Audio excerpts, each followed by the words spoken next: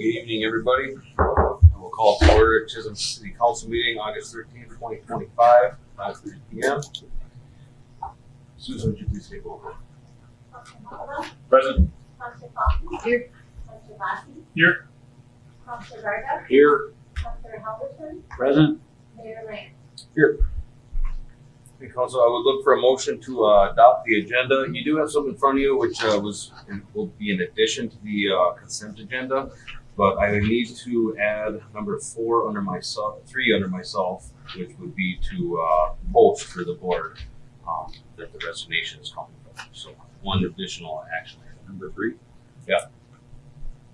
So with the addition to post for the planning and zoning board, I would look for a motion. Motion. Support. Yep. Support. Thank you, Jed. Any further discussion? All those in favor? Aye. Opposed? Motion carries. Pledge allegiance, if you would. I pledge allegiance to the flag of the United States of America and to the republic for which it stands, one nation, under God, indivisible, with liberty and justice for all.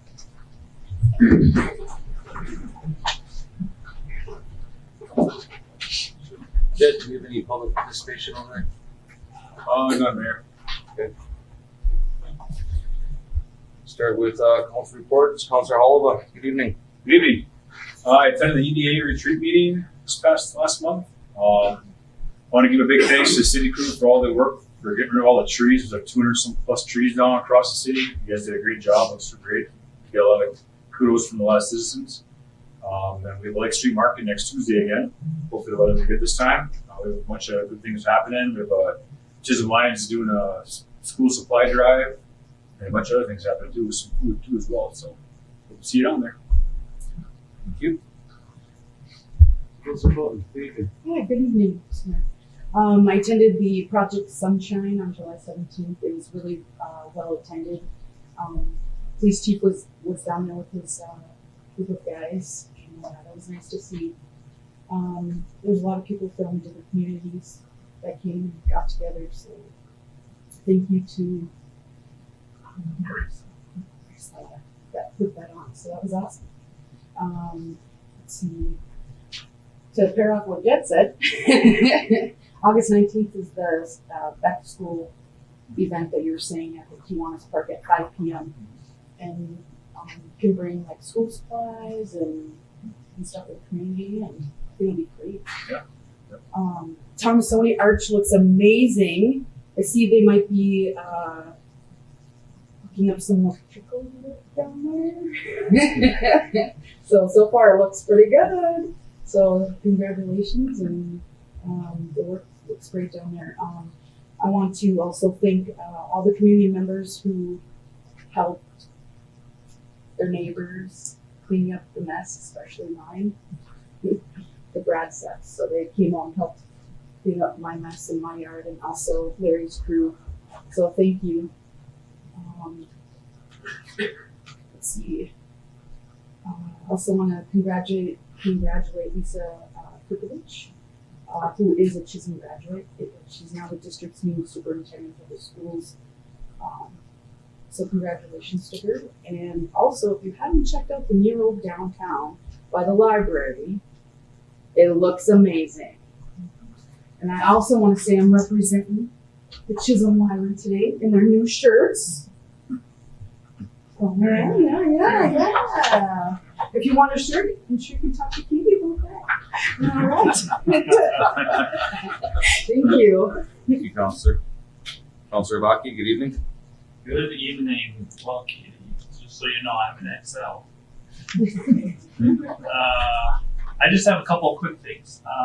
First of all, I mentioned last month that the chamber is working on a Halloween event.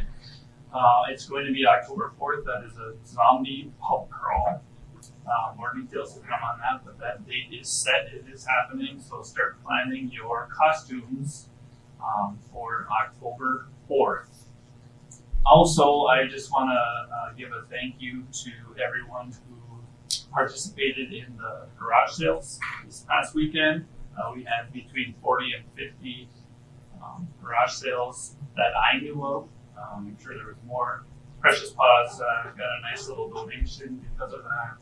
And please, if anybody would like to take that over, I would be more than happy to not do that.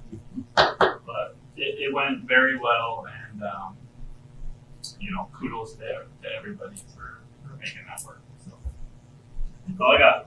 Thank you. Councilor Barda, good evening. Good evening. Very short report from me. I did attend the fire meeting. I missed 2 in a row. I also attended the museum meeting, which I also missed 2 in a row. So I forgot my notebook, so I don't have any notes for it. But I would also like to say congratulations to the new superintendent. And congratulations to Larry and his group. They did an awesome job along with Chisholm Fire, Chisholm Ambulance, and Chisholm Police with the big storm.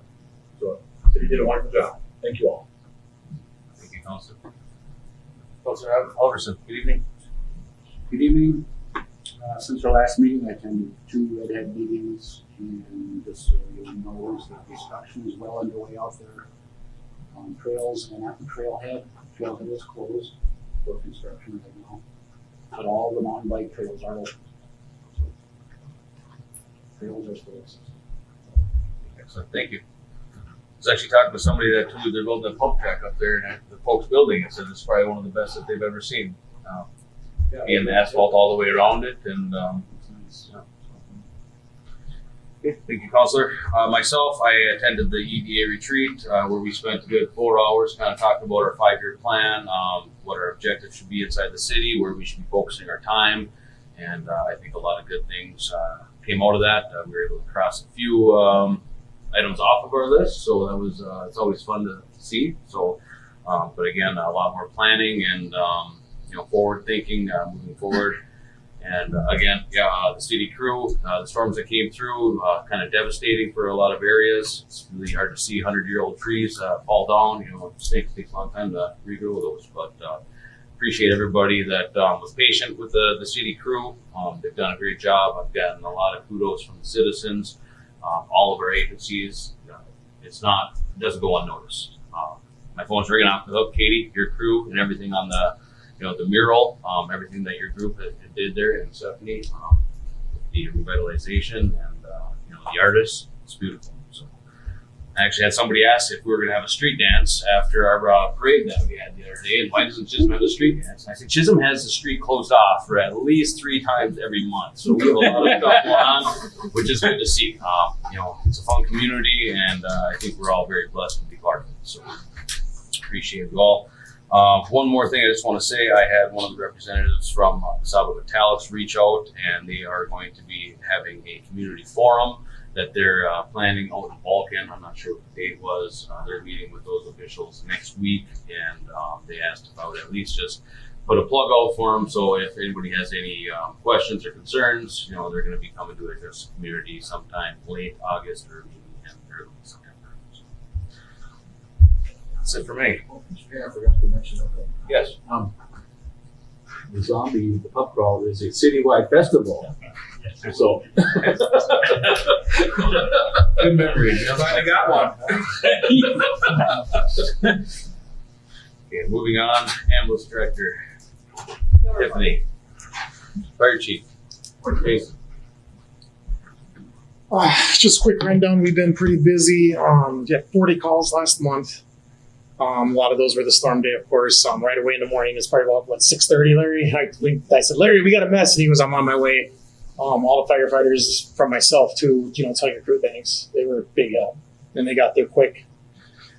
We attended the parade, of course. Good time. We supported the county fair when they were here, and we attended the national night out on Vulcan.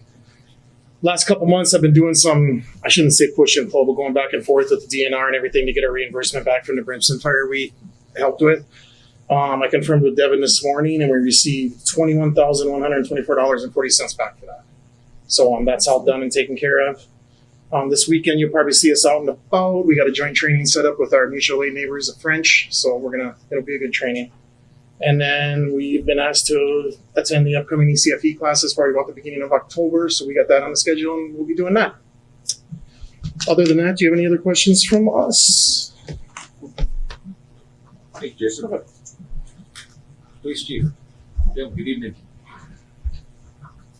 Good evening, Mr. Mayor and Council. Always an honor and privilege to be before you. Just quickly, to repeat a lot of what the fire department and EMS, we attended National Night Out. This year was the first time we actually attended two events, so one in Hibbing, one in Vulcan. So we had good representation for both of those. Fair and the parade and Moonlight Graham Days went off with no issues, so that was great. Two great events that we handle every year, and usually it gets better every year. So a quick update on just call volume. So this year, so far, we're at just over 4,500 calls for service. So we're up pretty substantially from last year. This time of the year, this quarter, we're up at least 200 more calls for service this time of year from last year. So that trend continues to grow year after year. So I guess it's just a reminder of the importance of fire, EMS, police, keeping our community safe. And a lot of these are success stories, of course, as well, not just negative stories. So just want the public to know. And this is my opportunity to kind of give thanks to my department too for all the great work that they do and all of our partners like the fire department and EMS. So again, appreciate it all. And that's all I have. If anybody has any questions. Thank you very much. Building official, Andy. City engineer, Jim. I'm not going to wear out my welcome tonight, so if Ellie will come forward. Matt Essay, that was with TNT, was in charge of their utility construction, and that was finished up a couple weeks ago. So Ellie, if you'll give us an update on that project, please. Sounds good. Good afternoon, Mayor and Council. They've actually got the curb poured today. They'll finish up with kind of the tie-in parts of the curb later this week. And next week they should pave, and then we'll get sod shortly after that. So with our substantial completion the end of August, we're going to be wrapping up pretty quick here. Everything looks good to keep on par with that? Yeah, I think so. We'll have some back and forth with the school, but and their parking stuff there, but I don't think that'll interfere with the end of August completion date. So Just pray for dry weather. yeah. Any questions that will from you? Thank you. Oh, no, thank you. Well, Public Works, Larry, good evening. Just quick, Mayor and Council, thank you. I have plenty on the agenda as well. But Jim took most of the fame on that, so thank you, Jim. The seasonals are actually winding down already, and it comes quick every year. But now that the fair is done and the big dock weekend in Chisholm is done, the kids will start heading back to college, and they get a week or two off and get to play a little bit before they go back. So our projects will start to wind down, and we were able to utilize, a lot of the summer help and stuff, helping with all that storm damage and that. And generally speaking, when I tell people, if you call me and there's a problem, we work sidewalk to sidewalk. That's really what I tell people, within the right of way. Everything behind the right of way is then your responsibility as property owner and such. But when a large event like that happens, there's just nothing you can do. The sidewalks are blocked, the streets are blocked, the alleys are blocked, it's on the power line, it's on your house, it's on your garage. So we jump in and help. There's not even enough contractors to even help with that work. So we do jump in situations like that. So I just want to give a little update that we normally don't work beyond the right of way line, but we do in situations like that. So we appreciate all the, that people dropped off meat trays and fruit trays and just, donuts and everything. So we appreciate that as well. So, yeah. So we thank you for that. And we actually start our fall into winter work. You'll start seeing us haul salt sand and stuff like that. So it's going to come. I know Jim's super excited about it, not as I am, but we'll get there. So, but reach out if you need anything else. Thank you. Including Larry. City Parks, Trails, Rick. Colin, good evening. Good evening, Council and Mr. Mayor. Well, I have a really quick report now that Councillor Halverson covered the redhead update. But yeah, trailhead's closed. Hoping to have that opened up, tentative date of October 1st, but we'll see what happens with that. Went out there last Friday and got to see the skills course and pump track, and it's pretty awesome. I've never seen something like that before. So yeah, so it's going to be pretty sweet when it's all finished up with the turf and everything. We're putting up signage and fencing around just to try to direct folks away from that area, but we're doing all we can, with that, trying to direct the traffic and not having people go in there after hours. So yeah, other than that, just continuing to onboard and learn more about the city and about it. Thank you. Appreciate it. Thanks. Any questions, Colin? I do have a question for Colin. Yeah, what's that?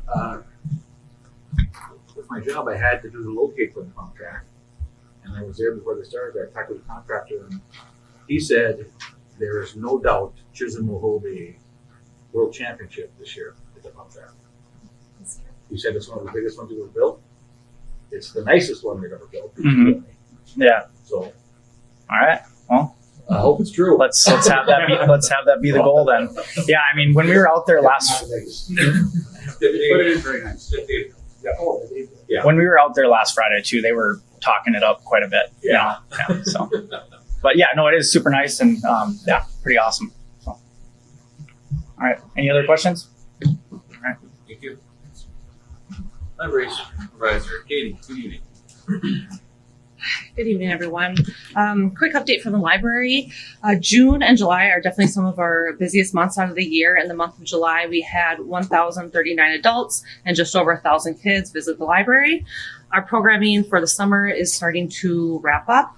The end of July, we had our tie-dye event where we had 145 people participate. The following week, we had an interactive story time with guest presenters from 30 West. So Jen and Candace had a very interactive moment with the kids reading a Dr. Seuss and learning some fun facts about movement in the human body. Looking towards the end of August, we have our final legacy program for the summer. The presenter is a children's musician that will perform original songs and get kids moving and singing along during our story time. So that's scheduled for Wednesday, August 20th at 10 a.m. So hope to see you there. And lastly, I'm just excited to share that we have a newly installed mural in Chisholm. The artist Kata and Lena did an incredible job. We had over 200 community members show up to our Paint by Number Day and be part of the mural install. The whole project has just been an incredible community effort, and truly one of my favorite things about Chisholm is just people's willingness to contribute their time and their energy and to make big creative projects like this come to life. And so just a huge thank you to those folks that are willing to be at the table, volunteer their time and see these projects through, because it takes a lot. And thank you to the Blandon Foundation, who generously funded the new mural. And then a final thank you just to the council for your support and trust and saying yes to the project. That's it. Thank you, Katie. Okay, thanks. City Attorney, Brad, Thank you, Mayor. No formal report. any questions for Brian? City Clerk's Treasurer, Kevin, good evening.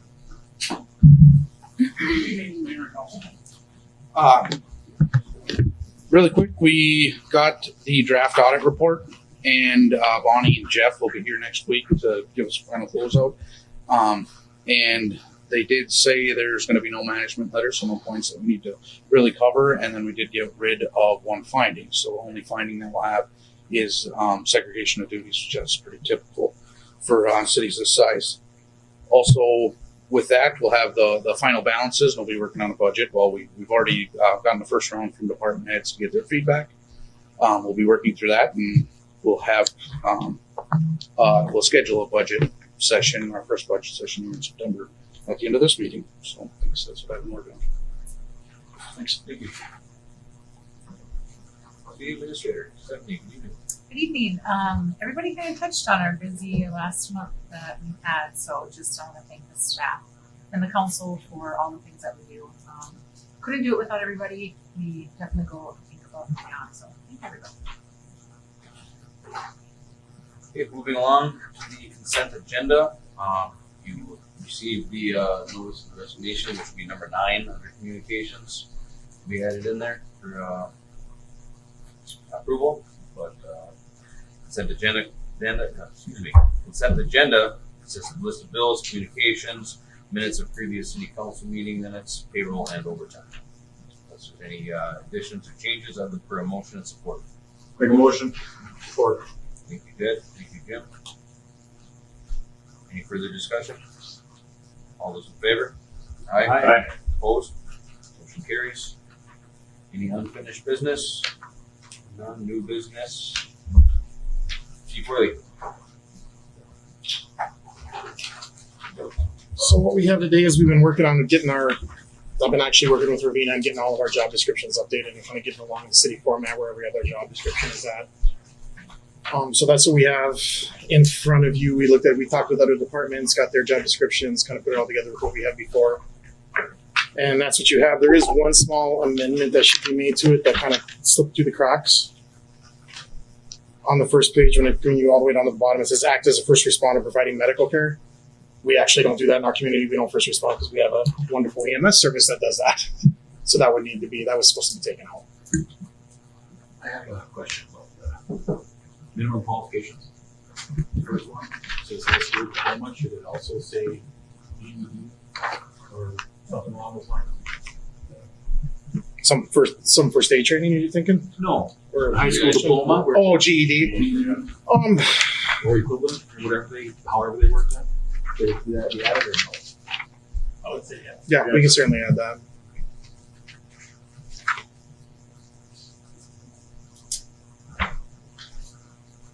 Because we have a couple things. Yeah. So I was just reviewing the new format and then it seems like there's a lot of things missing from this just job description to this new job description. So, and I'm not dissing your job description or anything like that. I just feel like maybe it's not as descriptive or completed. Correct. Very open-ended in a lot of things. And I'm hoping that maybe we could table this and talk it at the next meeting. Yeah, so I think you voiced a little bit of concerns as far as maybe it's a little vague.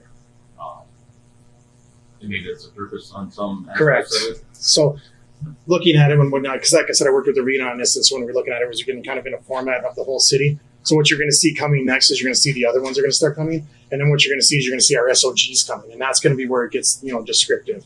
We respond to a scene, we do this, we do that. You're responsible for this, you're responsible for that. So it kind of carries over into our operating procedures also. Mr. Mayor, one question. Should there be a probationary period on here too?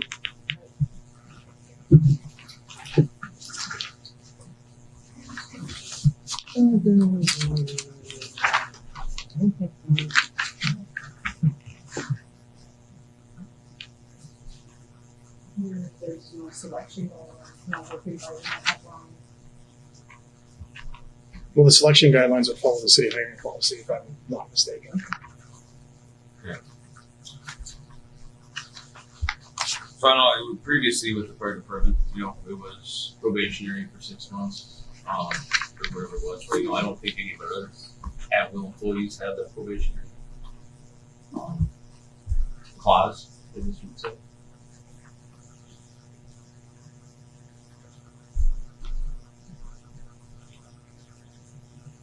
Yeah, I wasn't do agree that as they come with the other the SOGs is where and procedures are two different documents that are going to be a lot more descriptive of how we. This is our guidelines. This is kind of things that can change. They're fluid. They're we try to operate, but every situation is different. Then there's procedures where there's things that you can't sway from. This is what it's going to be.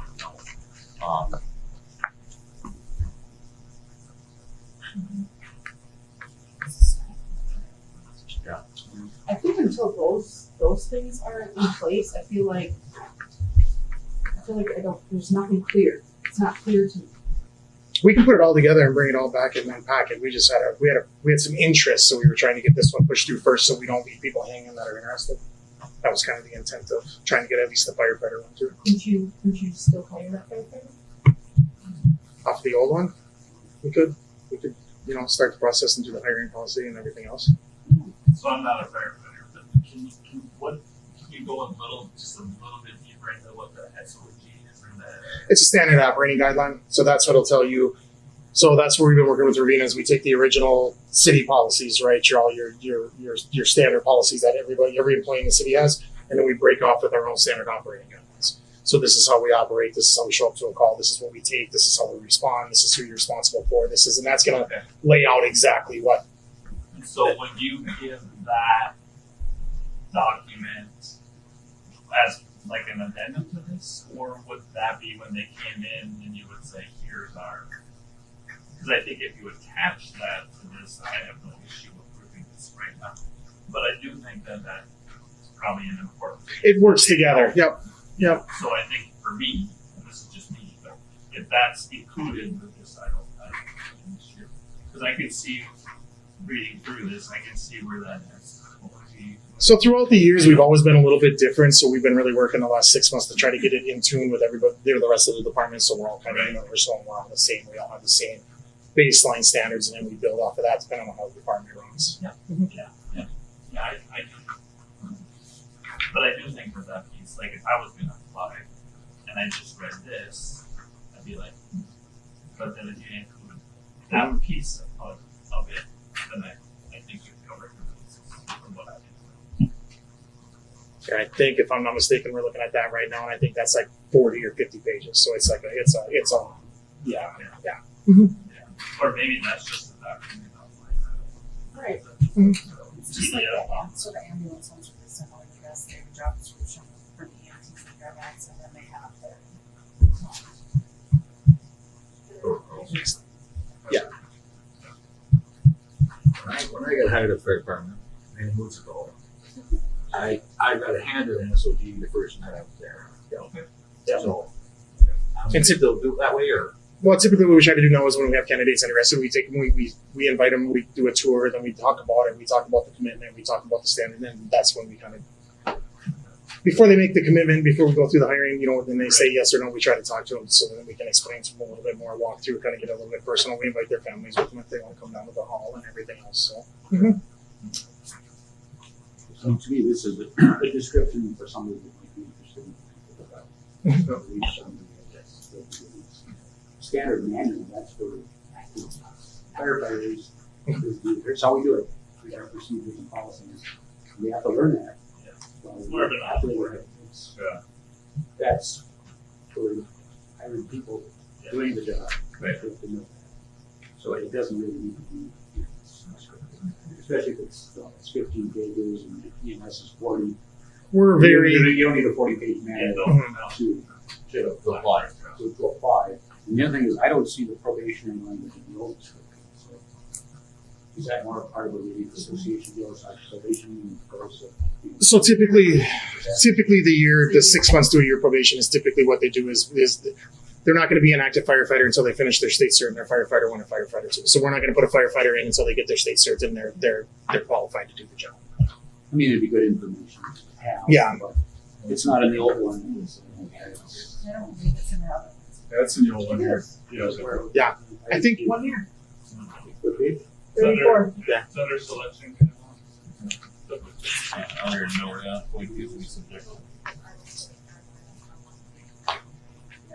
We don't have it. so. What happened before is there was a probationary firefighter job description and there was a firefighter job description. So there was 2 separate ones. So in the cleanup, we were trying to get it together. So you just got to finish your training, and if the state says you're certified, you're certified. Okay, so if it is in the old one, we could have it. Are you going to have a 6 months? probational? Is it 6 months or? Upon certification completion, but typically that takes 6 months to a year. Depends on the firefighter. Mhm. How often they Yeah. they can take that test. It's a lot like the EMS side, like Tiff said. That's why we're trying to get everything kind of together. So EMS is operating more like fire operating. We're trying to kind of. Chief, do you have a probationary firefighter? We don't. Job description? We don't. That was the old probationary firefighter job description. Whereas if you look at it, it's basically identical with the firefighter. So So we're getting even in rid this job description, it says it doesn't even say volunteer or pay on call. I mean, So right above that, I just got this April, right above that. Yeah. It says, FLSA status, paid on call. Mhm. Not exempt. And then because it's an at-will employee, it doesn't really need a probationary Right. clause in there because you're at-will. Okay, it doesn't hurt. Okay, this is a question. that makes sense. Right, Council, I look for a motion and support, removing the act as a first responder, providing medical care, and addition to GED or equivalent under high school diploma. I will make the motion. Thank you, Jim. Support. Thank you, Travis. Any further discussion? It was very good discussion, so thank you. All those in favor? Aye. Opposed? Yay. Motion carries. Thank you, Mayor and Council.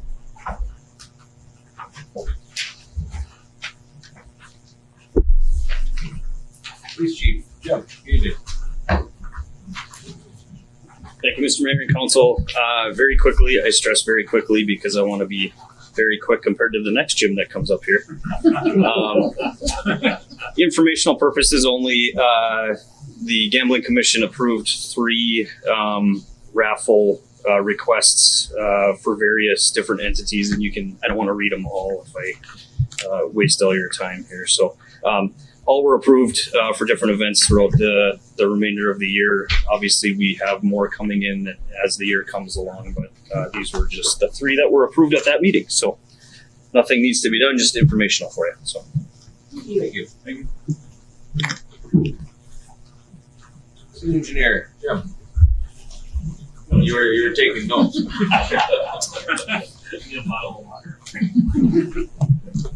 On your mark, get set, go. Item number 1, if you would, on page 37, please.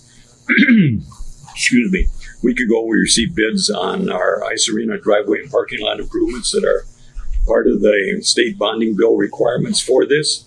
And attached then, you do see the 3 bids that were received, along with the letter of recommendation and the bid tabulation for that project. We were quite happy with the low bidder being TNT Construction, that's currently working on our 5th Street South project, as well as last year's 5th Street South West project. Recommendation would be to award this project to TNT Construction of Grand Rapids in the amount of $374,558.37. With that, I'd be happy to answer any questions that you might have. Yes. I do just want to add to the council, this is the overall project, over $5 million to the arena. We did budget $250,000 for the parking lot, so we are over budget on that, and that's because we did add a couple elements to this project, which would be the space in between the arena and the football field. That whole area had to be redone and ADA compliant, and the ramp and everything had to be done there. So we are going to be over budget just by $5 million. Everything else is grant funded on this project, so over $5 million in grants. Our city contribution would be this year. What would be the reason, Jim, for the, I'm not so worried about the V company, but why would KGM be so much higher than TNT? They weren't aware that it was being bid until I called them on Tuesday when I got here, and they submitted the bid. So they were kind enough to even submit a bid to us. And also, thank you, Stephanie, for bringing up that point. What we discovered after we did the soil borings and so forth on that project is that west side driveway and parking area was basically of no value. We couldn't mill and overlay it. And as a result, we are going to be regrading it, repaving it, putting in a curb along the west curb line, so all the drainage goes towards the football field. And then there's a storm sewer system with catch basins that go to the north end where it ties into the existing storm sewers. So they're permanent improvements rather than short-term improvements. So, and there are some things that we'll review to see if we can pull that cost down somewhat. But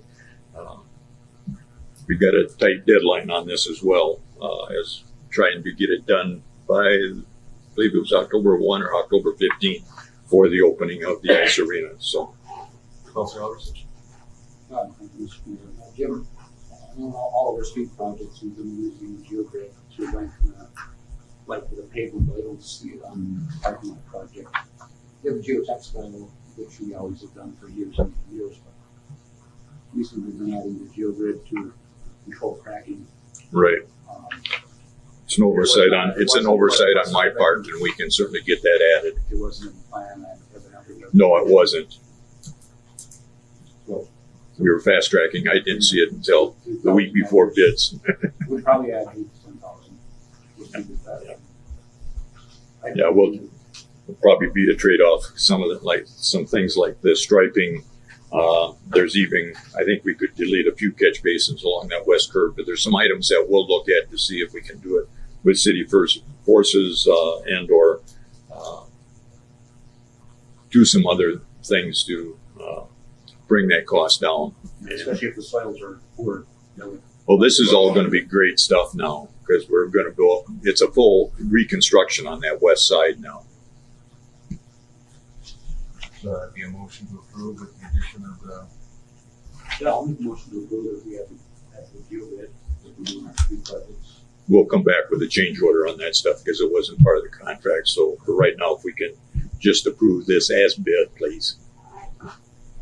Mr. Mayor, one question. Yeah. Do we save money in both costs with TNT? As far as That, as you'll see in the bid tabulation, there is a bid item for that. So they'll actually be bringing crews back in because they'll have left our Fifth Street project by the time we get this started. Hopefully, my hope is that we'll have the contract documents and hold the pre-construction such that hopefully within 2 weeks they can get going if that's part of their schedule. Okay. That's right for your motion that we approve it as is, and then I'll come back with the change order. Did I get a second? a second? I'm sorry, who made the motion? Yeah. I'm sorry. Marty. Marty and Jeb? Okay, thank you. Any further discussion? All those in favor? I do. Yes. Is it gonna be okay to start if your room is not done? Yes, yeah, they're coordinating. I mean, is it gonna wreck the blacktop? On the east parking lot? What they're doing there? No, Okay. what I'm suspicious of, that parking lot's been in Long time. 10, 15 years now, Jim, and it'll require, just like all of our others, some crack sealing and probably at some point some seal coating, but I've been paying attention to what's going on there right now, and it seems to be performing well. I'm not seeing any rutting or breakup of that. So, and the arena will have that parking lot, existing one, to use while our construction of the parking lot expansion, the driveways on the south and the west sides of the arena are taking place. All those in favor? Aye. Aye. Opposed? Motion carries.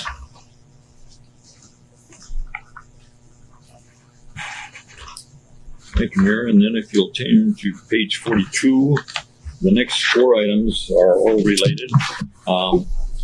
With the intense storms that we've been having this summer, and with, I think, the success that we had with our street overlay project, there was a strong desire from the Public Works Department getting tired of reconstructing what's been washing out from our alleys and so forth. So what we did, I asked SEH and LA, again, I will be the project manager, I believe, is for them to submit this agreement for professional services to provide us with the feasibility study, the preparation, it'll be coming in the next one, but the agreement for professional services for the design and bidding services that are associated with. Attached then in the following pages, you have their proposed agreement for professional services that show the services to be provided, the proposed schedule, and then the maximum fees based on a hourly cost no exceed basis of $30,700. With that, I'd be happy to answer any questions, but would recommend approval of this professional services agreement with SEH incorporated in the amount of $30,700, maximum amount of $30,700. With that, I would be happy to answer any questions that you might have. Council, I look for a motion and support to approve the agreement for professional services with SEH. Make a motion. Thank you, Travis. Support. Thank you, Jed. Further discussion? All those in favor? Aye. Opposed? Motion carries. Thank you, Council. And then if you will turn to page 48 and the pages that follow, we have the resolution as part of that project, which is ordering the preparation of the feasibility report for that 2025 alley reconstruction project that involves, at this point, 13 blocks of alleys. And this is part of the assessment process as well. With that, I would recommend adoption of Resolution 0825-66, ordering the preparation of the feasibility report for the 2025 alley reconditioning project. With that, I'd be happy to answer any questions that you might have. Thank you, Mr. Mayor. There's so many things for this project, I just ask them. Yeah. So is this entirely to fix the milling we did in like what 2021 or 20? When we did the reclaiming for that 5 or 6 years ago, where we took those old busted up bituminous pavements and we ground them up and left them in place, and So that on these steep. I'm sorry, Marty. is Go this ahead. all for that, or are there some other ones that we're just fixing because they're just old? Larry provided the list. I think they're all were done at that time, and these are the ones that seem to have the steep grades where, with these intense storms, have been washing out. Public Works has been trying to repair them, and a week later, the next storm washes them out again. So I think it's happened 2 or 3 times this year, and that's kind of the why with the good prices, Larry did his due diligence and checked with KGM that did our street project. And they're looking for work of this sort, so that's why we're trying to fast track this to get it done yet this year. So these are pretty much all those alleys. There aren't any like, new ones that we're adding. These are all just kind of fix up what we did before. Did we assess back then? I don't remember if we did. No, not for the reclaiming. That was a maintenance operation. This is more of a construction process, so that's why we're going through the Chapter 429 assessment process. Okay. So we've got about 200 residences involved. You're welcome. Thank you. I'll look for a motion support for Resolution 0825-66. Motion. Thank you, Jim. Support. Thank you, Travis. Any further discussion? I just have a question for Jim. Sure. Do we want to put the dollar amount into the resolutions or no? Not at this point. Like this one? Actually, in 2 more agenda items, we're going to accept this feasibility report that you see, which sets the public hearing dates. And with those, it was just like last year, we had the street and alley projects list. And there were certain residences or blocks of residences that didn't want their alley improved. So at this point, we've got all 13 in that upcoming feasibility study. But the final project may be something less than that. It may delete 1 or 2 of those. We can't add anything to them, but we could delete whatever the council decides at that point. And that'll be following the public hearing, which will be at 5 o'clock in advance of your meeting, first meeting in September on the 10th. Thank you. You're welcome. Thank All you. those in favor? Aye. Opposed? Motion carries. Then if you'll just turn over a few pages to page 50, along that same line is also ordering the preparation of the plans and specifications for that project, such that it gets going, goes right along with that professional services agreement, with the idea that following that public hearing on the September 10th at 5 o'clock here in the city, in that meeting we'll be approving the plans and specifications such that we can bid the project, looking at bidding the project in early October, such as your first meeting in October. We hopefully can award the contract with the idea of trying to get all these done before Thanksgiving time, or the end of the middle of November to Thanksgiving time, weather permitting. So with that, I'd be happy to answer questions that you might have, but would recommend adoption of Resolution 0825-67, ordering the preparation of plans and specs for our 2025 alley reconditioning project. Also look for a motion support. Make a motion. Thank you, Jed. Second. Thank you, Marty. Any further discussion? All those in favor? Aye. Opposed? Motion carries. Thank you. And then if you'll turn over to page 52 and 53, there we have the resolution 0825-68, which accepts that feasibility that you just adopted to items ago. And really the impetus there is to set up the date for the public hearing to review that feasibility report, bring the proposed or people that are proposed to be abutting and benefiting. Two meetings. One would be again at that formal public hearing before your meeting in September, but we'll also hold informational meeting a week before that at the senior center at 5 o'clock as well to provide the same information, but in a more informal setting. So with that, I would be happy to answer any questions that you might have. In that, you'll see the cost estimates. There's maps showing the alleys that are proposed as well as the listings that were shown earlier. They have the overall, on page 64, the preliminary opinion of probable cost, of $278,390. I've gone through the assessment rolls, which are Denise is putting together already for public notification. And it looks like the special assessment, if we do all 13 blocks, amount to a little over 119,000 as shows on page 66. So the information that will be presented at both the informational meeting and the public hearing is that information that is attached starting on page 54. With that, I would be happy to answer any questions that you might have. I do have a question, I guess. This is alley work, right? Yes, sir. So, Did I miss something, Jim? no, it Oh. says $10 per front street. Yeah, that's in accordance with our assessment policy, Jim. There's it refers to as front side footage, which is at the full rate, and then because we assess on half block each way, there can be side street benefit, which is at that rate. But that has been our rate on the street project as well as on the LA projects of last year and this year as well.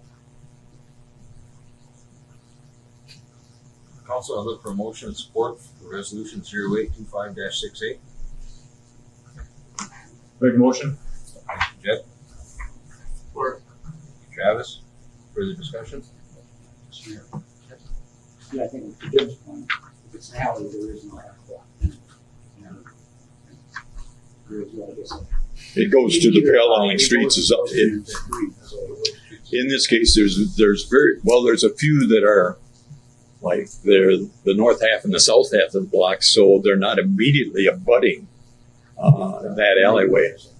But by and large, probably 99% of them abut directly onto the alley, so it is their footage. Short side front footage is what it amounts to, but there are just a few that have the way the lots are subdivided, north half and south half. There are some that aren't directly abutting onto the alley. And so he said September 3rd would be the other hearing? Yeah, it's a week in advance. I think it was September 10th and September 3rd, if I'm not mistaken. Yep. 5 p.m. Senior Center? Yes, 5 o'clock at the senior center. And final question, is this in our budget this year? Or are we taking out of savings from our other projects, because then we came way under on our mill override? We'll have Devin talk about that. Looks expedited as the scheme operating fund. Oh, okay. Right, thanks. Thank you. Just with Take this off of my time now. also what happened with FEMA, and correct me if I'm wrong, Larry, we used a lot of that crushing aggregate to fix the alleys when, like, immediately after that massive storm in 24. So we had to do more crushing, and that wasn't budgeted. So essentially, depending on how you look at it, the FEMA money was used to replace the aggregate that was crushed, and or it could go towards this project. Either way, it will come out of reserves, probably 100 to 150,000. I think it was like more like 123,000. But like in the past, that crushed aggregate, I think the last time we did it was 2019, and so that supply is used over multiple years. So really, if you set it up as inventory to get accounting terminology involved, you'd like expense it as you used it. So it's like benefiting the next few years. If that makes sense and kind of provides some clarity. Basically, cash flow, it's going to be $125,000 hit. But the rest is coming back. That's with FEMA, so it's $250,000 to repair the alleys. What was done in 24 with the aggregate, and then now the paving is another 125. If we go to that full scope of alleys too, and repave everything, which we still have to have meetings and Okay, so far, half of the school is even half the city. right. We do it with assistance of $119,000. Right. Yeah, because I think the total project cost that we had was like 325, I believe, right? If we did everything, it's 323, 390, 120,000 roughly, or 119 would be assessments.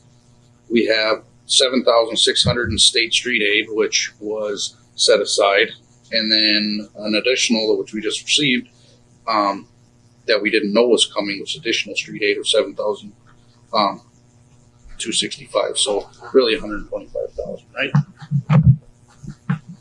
On page 66, I think gives a little bit of a summary, but Devin probably has a little more. The total cost was right now is estimated $278,390 minus $119,121 in assessments. So then between tax levies and so forth, there's about $160,000, which then is covered by FEMA. Right, but this number, the 278 is just construction costs, right? Because we have the feasibility study. No, that's all included. That's all part of the overhead bids. Excuse me.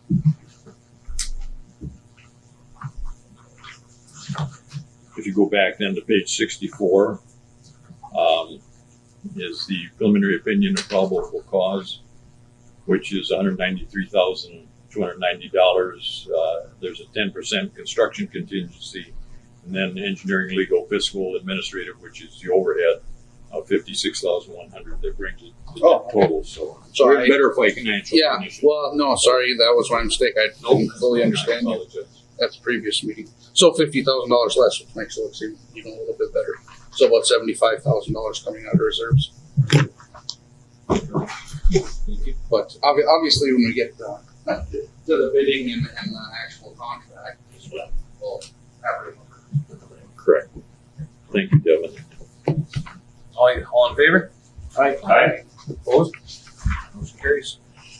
Thank you, Mayor, members of the council. And then if you'll turn to page 68, please. This is change order number 2 on our current 5th Street Southwest project.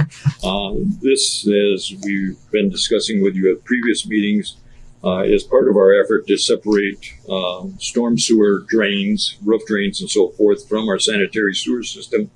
The school was actually our number one target in terms of what was being contributed when we did those infiltration studies, the smoke testing, and so forth. And as we've discussed at the previous meetings, what we came across was 4 unknown storm sewer roof connections. We weren't sure, again, whether they were storm sewer, sanitary sewer. So we had to excavate them. We took samples of the materials that we were finding them, sending them to testing firms to make sure that they weren't sanitary sewer. So we had temporary hookups as well. And then once we discovered all 4 of them and determined that they were storm sewer, we put in the permanent storm sewer piping improvements and tied it into our catch basins that were part of the project. And as you see in the attachments, as well as the change order description on page 69, to that we've added the 3 days of work that were spent doing the preliminary investigating and finding, putting in the temporary improvements, and then the final improvements as well are all part of this change order number 2, which totals, and it has then been reviewed and certified, if you will, by Mike Hirschbach and Ellie on the project. They were the ones that were recording times of labor and equipment and materials on this job. So they have approved these attached service orders, and the three of them total $19,256.07. With that, between Ellie and I, we would be happy to try and answer any questions that you might have, but would recommend approval of change order number 2 in the amount of $19,256.07. Do I have a question? Yeah. Is the school going to pay any of this? That's my question to you. It should be. That's not my decision. That's not my decision to make. That's the city council decision. If we deem it extra work when we get to the assessment policy, when we get to the assessment hearing, if that's what you would prefer to do, we can certainly do that. Quite frankly, I haven't addressed that part of it at this point. It was work that needed to be done. Well, that's fine. I just was curious if. No, it's a good question, and something that we'll need to consider. I don't want to hurt our school financially, but I'm just, schools are in trouble as it is. So. I was going to say this from you. This was a very standard thing to do back in when was the school built? 20 something. Well, the whole utility system there is about 1910. All over this country were built this way. You can't fault the school for something that was built 80 to 100 years ago. This connection actually provides no benefit to them. It benefits the city tremendously. If it drops our I&I, it's going to pay for itself. So the money saved on I&I and Central Avenue Sanitary Sewer bills is what we're going to realize. It's a benefit to the city and the citizens of the city. You make a good point, I'd be a little hesitant to try it at all. And again, that's your decision as a council. I think when we get to that point of assessing the project, I'm going to look for your direction as to whether or not it should be assessed as an extra to the school over and above their $90 per front foot assessment rates. Okay. Well, for now, I would look for motion and support to approve change order number 2 in the amount of $19,256.07. Make the motion. Thank you, April. Support. Jim. Thank you, Jim. Any further discussion? All those in favor? Aye. Aye. Opposed? Thank you, Mayor and members of the council. And then following right along with it, then on page 73, excuse me, is pay application number 3 for that project. I'll make it brief. Basically, as I outline on page 73, the work that was completed last month, July, by the contractor totals $347,483.86. From that, we retain 5% retainage, which amounts to the $17,374.19 in additional. That is additional retainage over and above what was retained on previous pay application, which results in the pay request amount of $330,109.67. And then quickly, if you want to just turn over to page 74, in the middle of that page, at the middle, you'll see the line going across. The work certified this request was that same 347,483.86 that I discussed. The total work completed to date is that next item over of $826,709.85. The retainage for that total work certified now totals $41,335.49 that we are holding. Then you see the previous payments totaling just over $455,000. That gets to this pay amount request of $330,109.67. And then following that, you see the actual breakdown of what was paid and how much was paid in those following pages. In the last 4 columns of quantity, this request, amount, this request, and then the quantity to date, as well as the amount to date. With that, I would be happy to, answer any questions that you might have, but would recommend approval of pay application number 3 in the amount of $330,109.67. Also, I look for a motion of support to approve pay application number 3. Make a motion? Thank you, Jed. Second. Thank you, Marty. Any further discussion? All those in favor? Aye. Opposed? Motion carries. Thank you, members of the council. And then along that same line on page 84, we have a fee amendment proposal from SEH requesting us amendment to their existing contract for construction services, being the administration, staking, and construction observation on that project. Our current contract with them was for a total of $106,000. With the extra time and effort that has been spent on this project, dealing with such things as the school services, dealing with the repair of private sanitary sewer lines on private property, as well as the lead service line, which necessitates a lot of time meeting with residents, going into their homes, those types of things. It appears that by the end of August, they will have utilized that total of $106,000. We still have to go through the filing out of the project, as well as the warranty inspection and punch list items that come next year, along with the final paving. And what they're requesting, as you see in the request that follows, or in the proposal amendment that follows,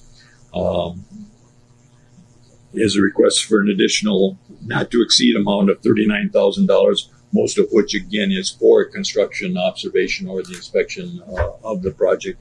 Again, this is done on an hourly basis, that you were paying for the work actually performed or provided to us. So with that, I would be happy to answer any questions that you might have, but would recommend approval of that fee amendment in the amount of $39,000. Any questions? Now I'll look for a motion to approve the fee amendment for construction services, the amount not to exceed $39,000.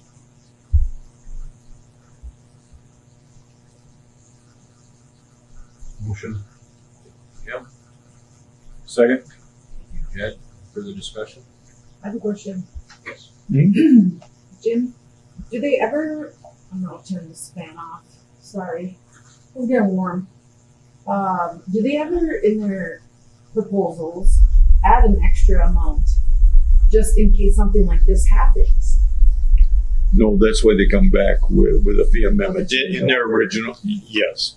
In their original proposal, they outline a scope of services, just like what they're doing in their cover letter, as to what their assumptions are, if you will, in terms of how many weeks and how many hours the contractor will be on site. 50 hours a week?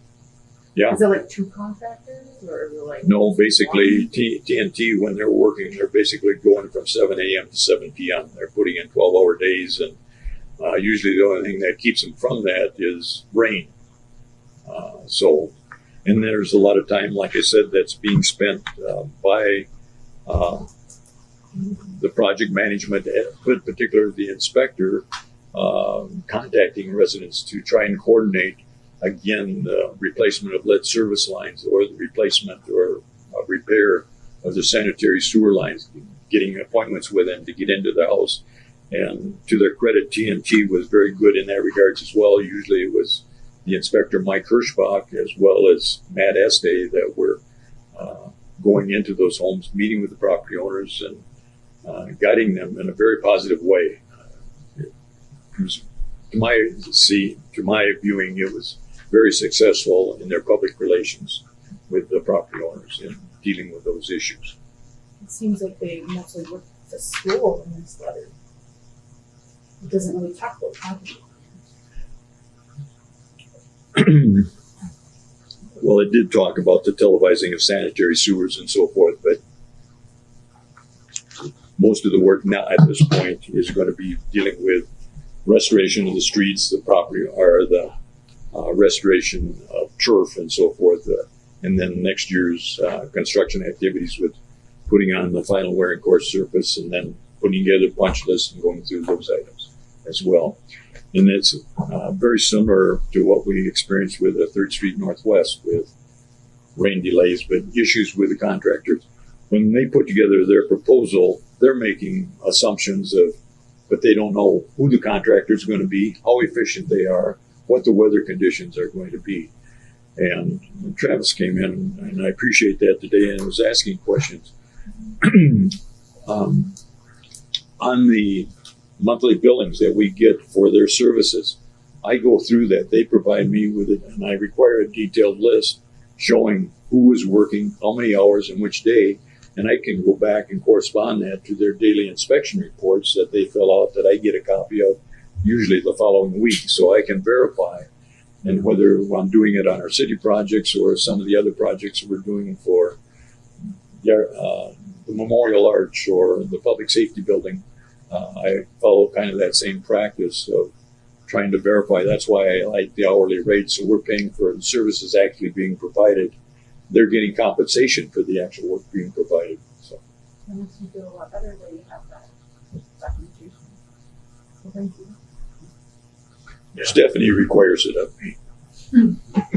She cracks the whip. Did this job take care of most of the lead services in town then, or is there more? Only within that project, Jim. And I'm finding out some funny things because we're still battling to get reimbursement for our lead service line replacement on the Southwest project. And I actually had emails yesterday that Devin and Stephanie are aware of with the leadership or the administration of that lead service line program, because we were led to believe that, that was 100% funded throughout citywide. Everybody's going to have to be compliant within the next 10 years. Well, they're not sure that they've got the funding yet for it, but we've been proceeding on the basis of what they were telling us. Quite frankly, I think the city of Chisholm is on the front end of this particular effort with lead service line replacement and doing it economically in conjunction with our infrastructure projects. But we're ahead of their curve. So we submitted a reimbursement application back in November. Yesterday we got a new form that's almost identical to it that we had to fill out and resubmit. So we're working on it. It's a little bit frustrating, but we're working on it. Appreciate it. Mr. Mayor, one question. Yes. So when it comes to like a private business, so if they're working with a private business, they get a contract out, the bids are done, everything's done.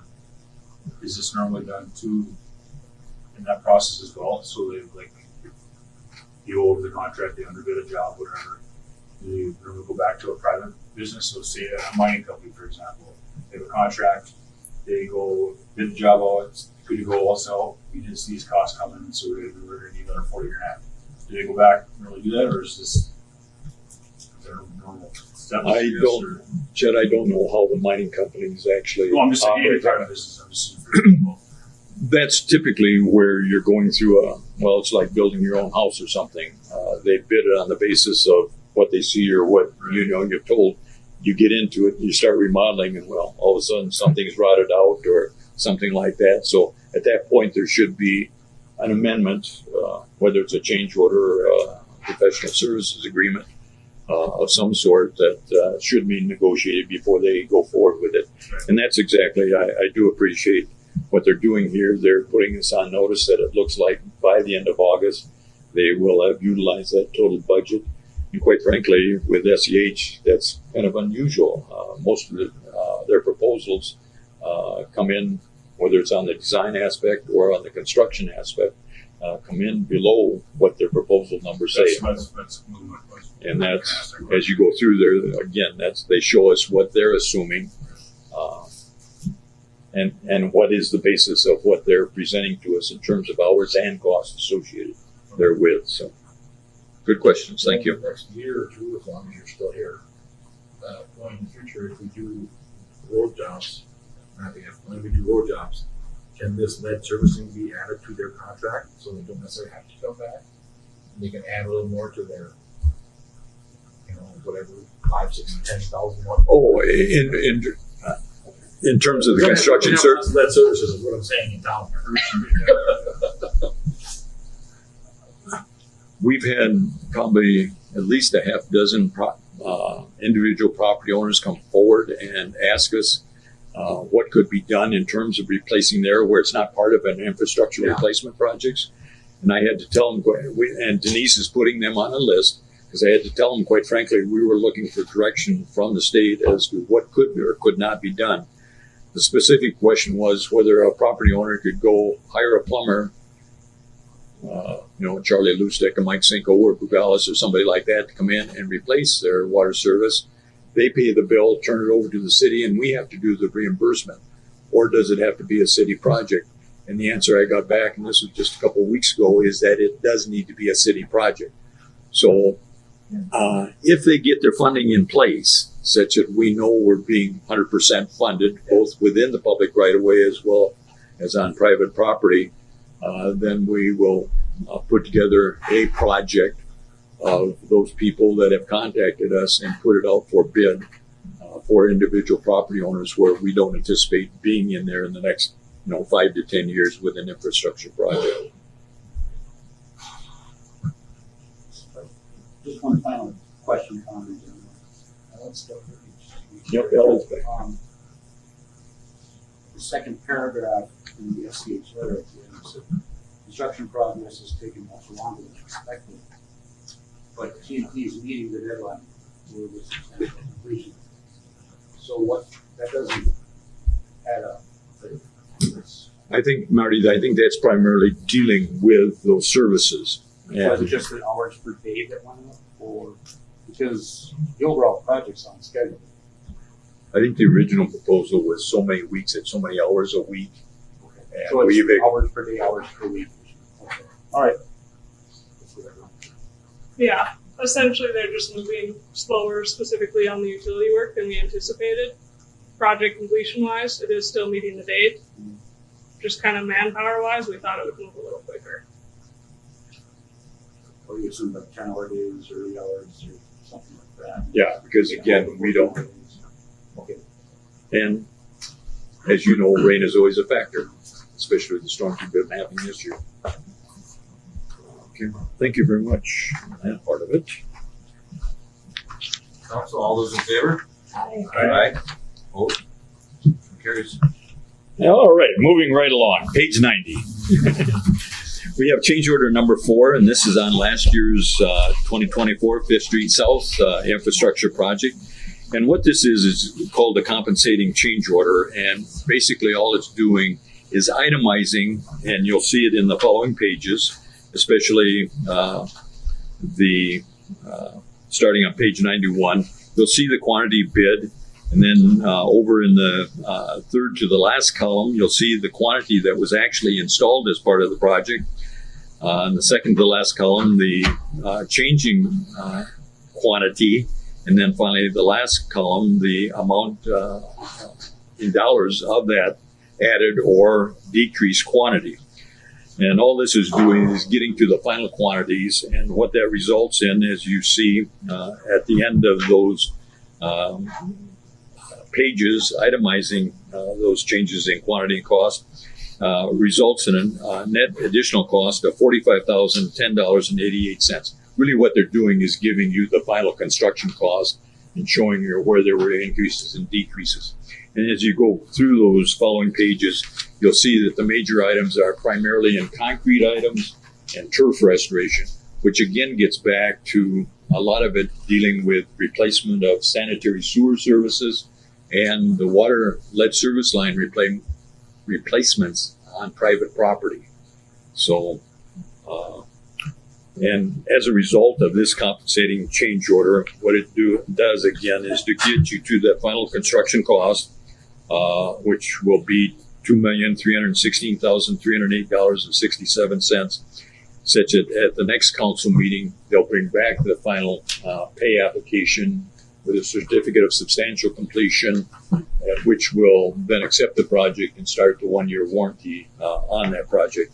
And the one thing that will come up hopefully in your work session, I met with Stephanie today, is that before we get to that point, when you have your work session, I'd like to have a discussion with you regarding a previous discussion with the amount of liquidated damages on the project. So with that, I would recommend your approval of change order number 4, the compensating change order for the 5th Street South project of last year of 2024. And that is for the additional cost of $45,010.88. With that, I'd be happy to answer any questions that you might have. Also look for a motion and support to approve change order number 4. Make motion. Thank you, Marty. Or Jim? Any further discussion? Yes, I just have one question. Jim. Sure, please. My brain is pushing right now with all this stuff, but change orders 1, 2, and 3 had none of these items on.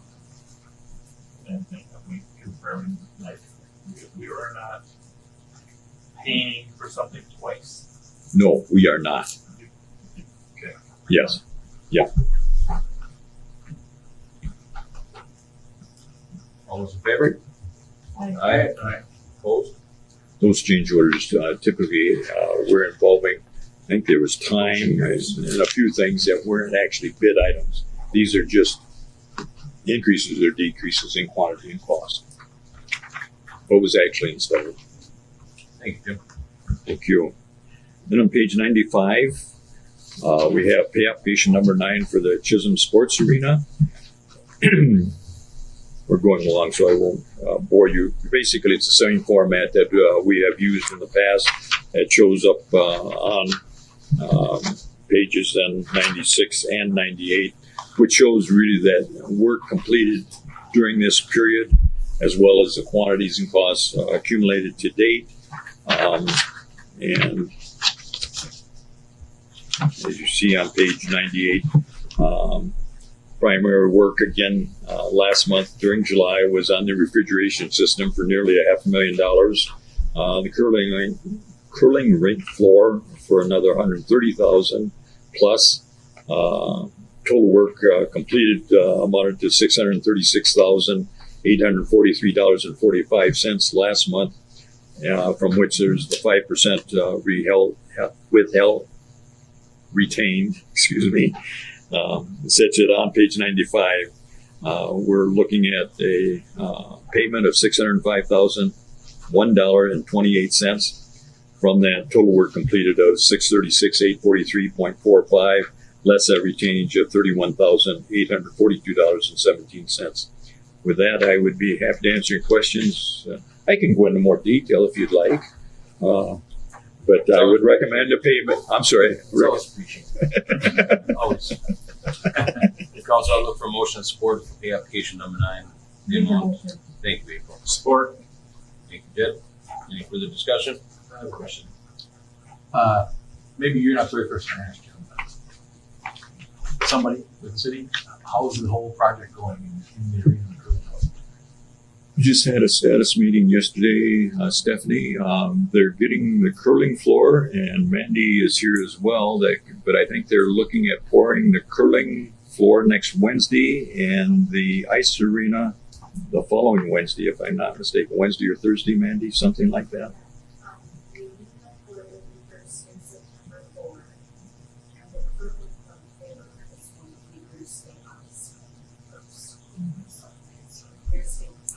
Oh, okay. I have another question. That's a huge refrigeration unit on the side of the curling club. Where is that going to go? There's a room. There's a room that Okay. That's great. project's going well. We did have some soil issues that were mitigated a couple weeks ago, I believe, on the arena side. But yeah, overall, for having an existing building, it's been going well.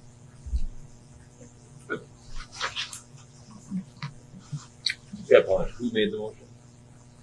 Do we have one yet? Yes, Okay. you did. April and I second. thank you. All those in favor? Aye. Aye. Opposed? Motion carries. Thank you.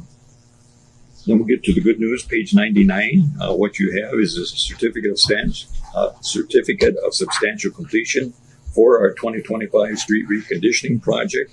And basically, this is recommending approval of the project. And with your approval, we would commence the 1-year warranty inspection. And then the next item we'll get to is the final pay application for this project. But with that, I would recommend approval of that certificate of substantial completion and be happy to answer any questions that you might have. Also, Make the motion. thank you, Travis. Thank you, Marty. Any further discussion? All those in favor? Aye. Opposed? Motion carries.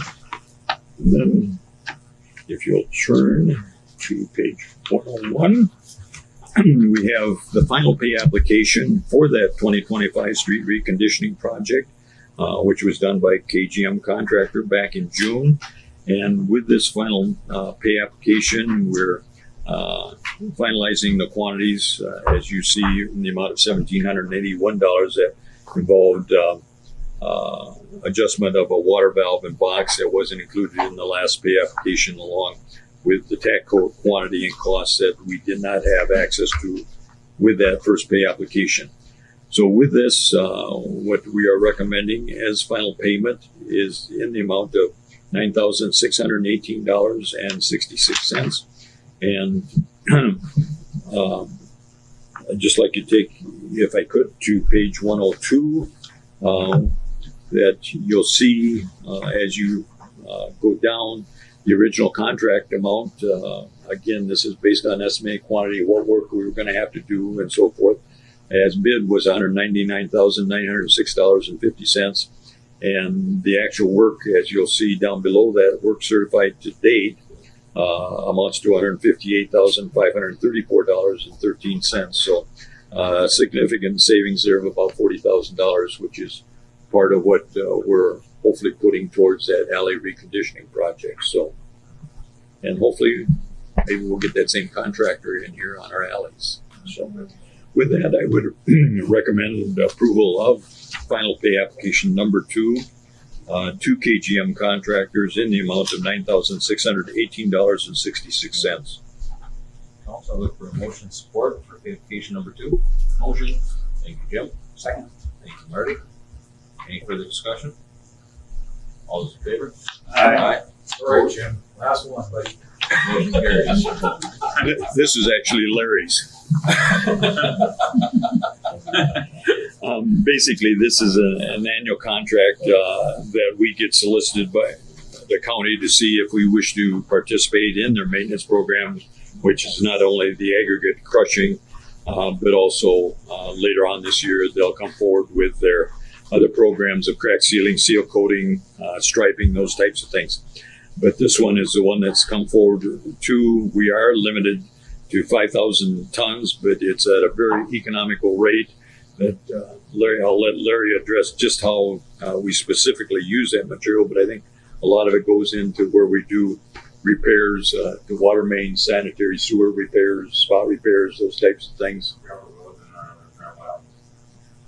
And so what we are requesting or asking you to approve is that cooperative agreement where we're requesting the maximum amount that we can of 5,000 ton. And then we wanted to show you the county's administrative fees as well as the compliance testing, which actually saves us a great deal of money as well as giving us a very economical source of this granular aggregate.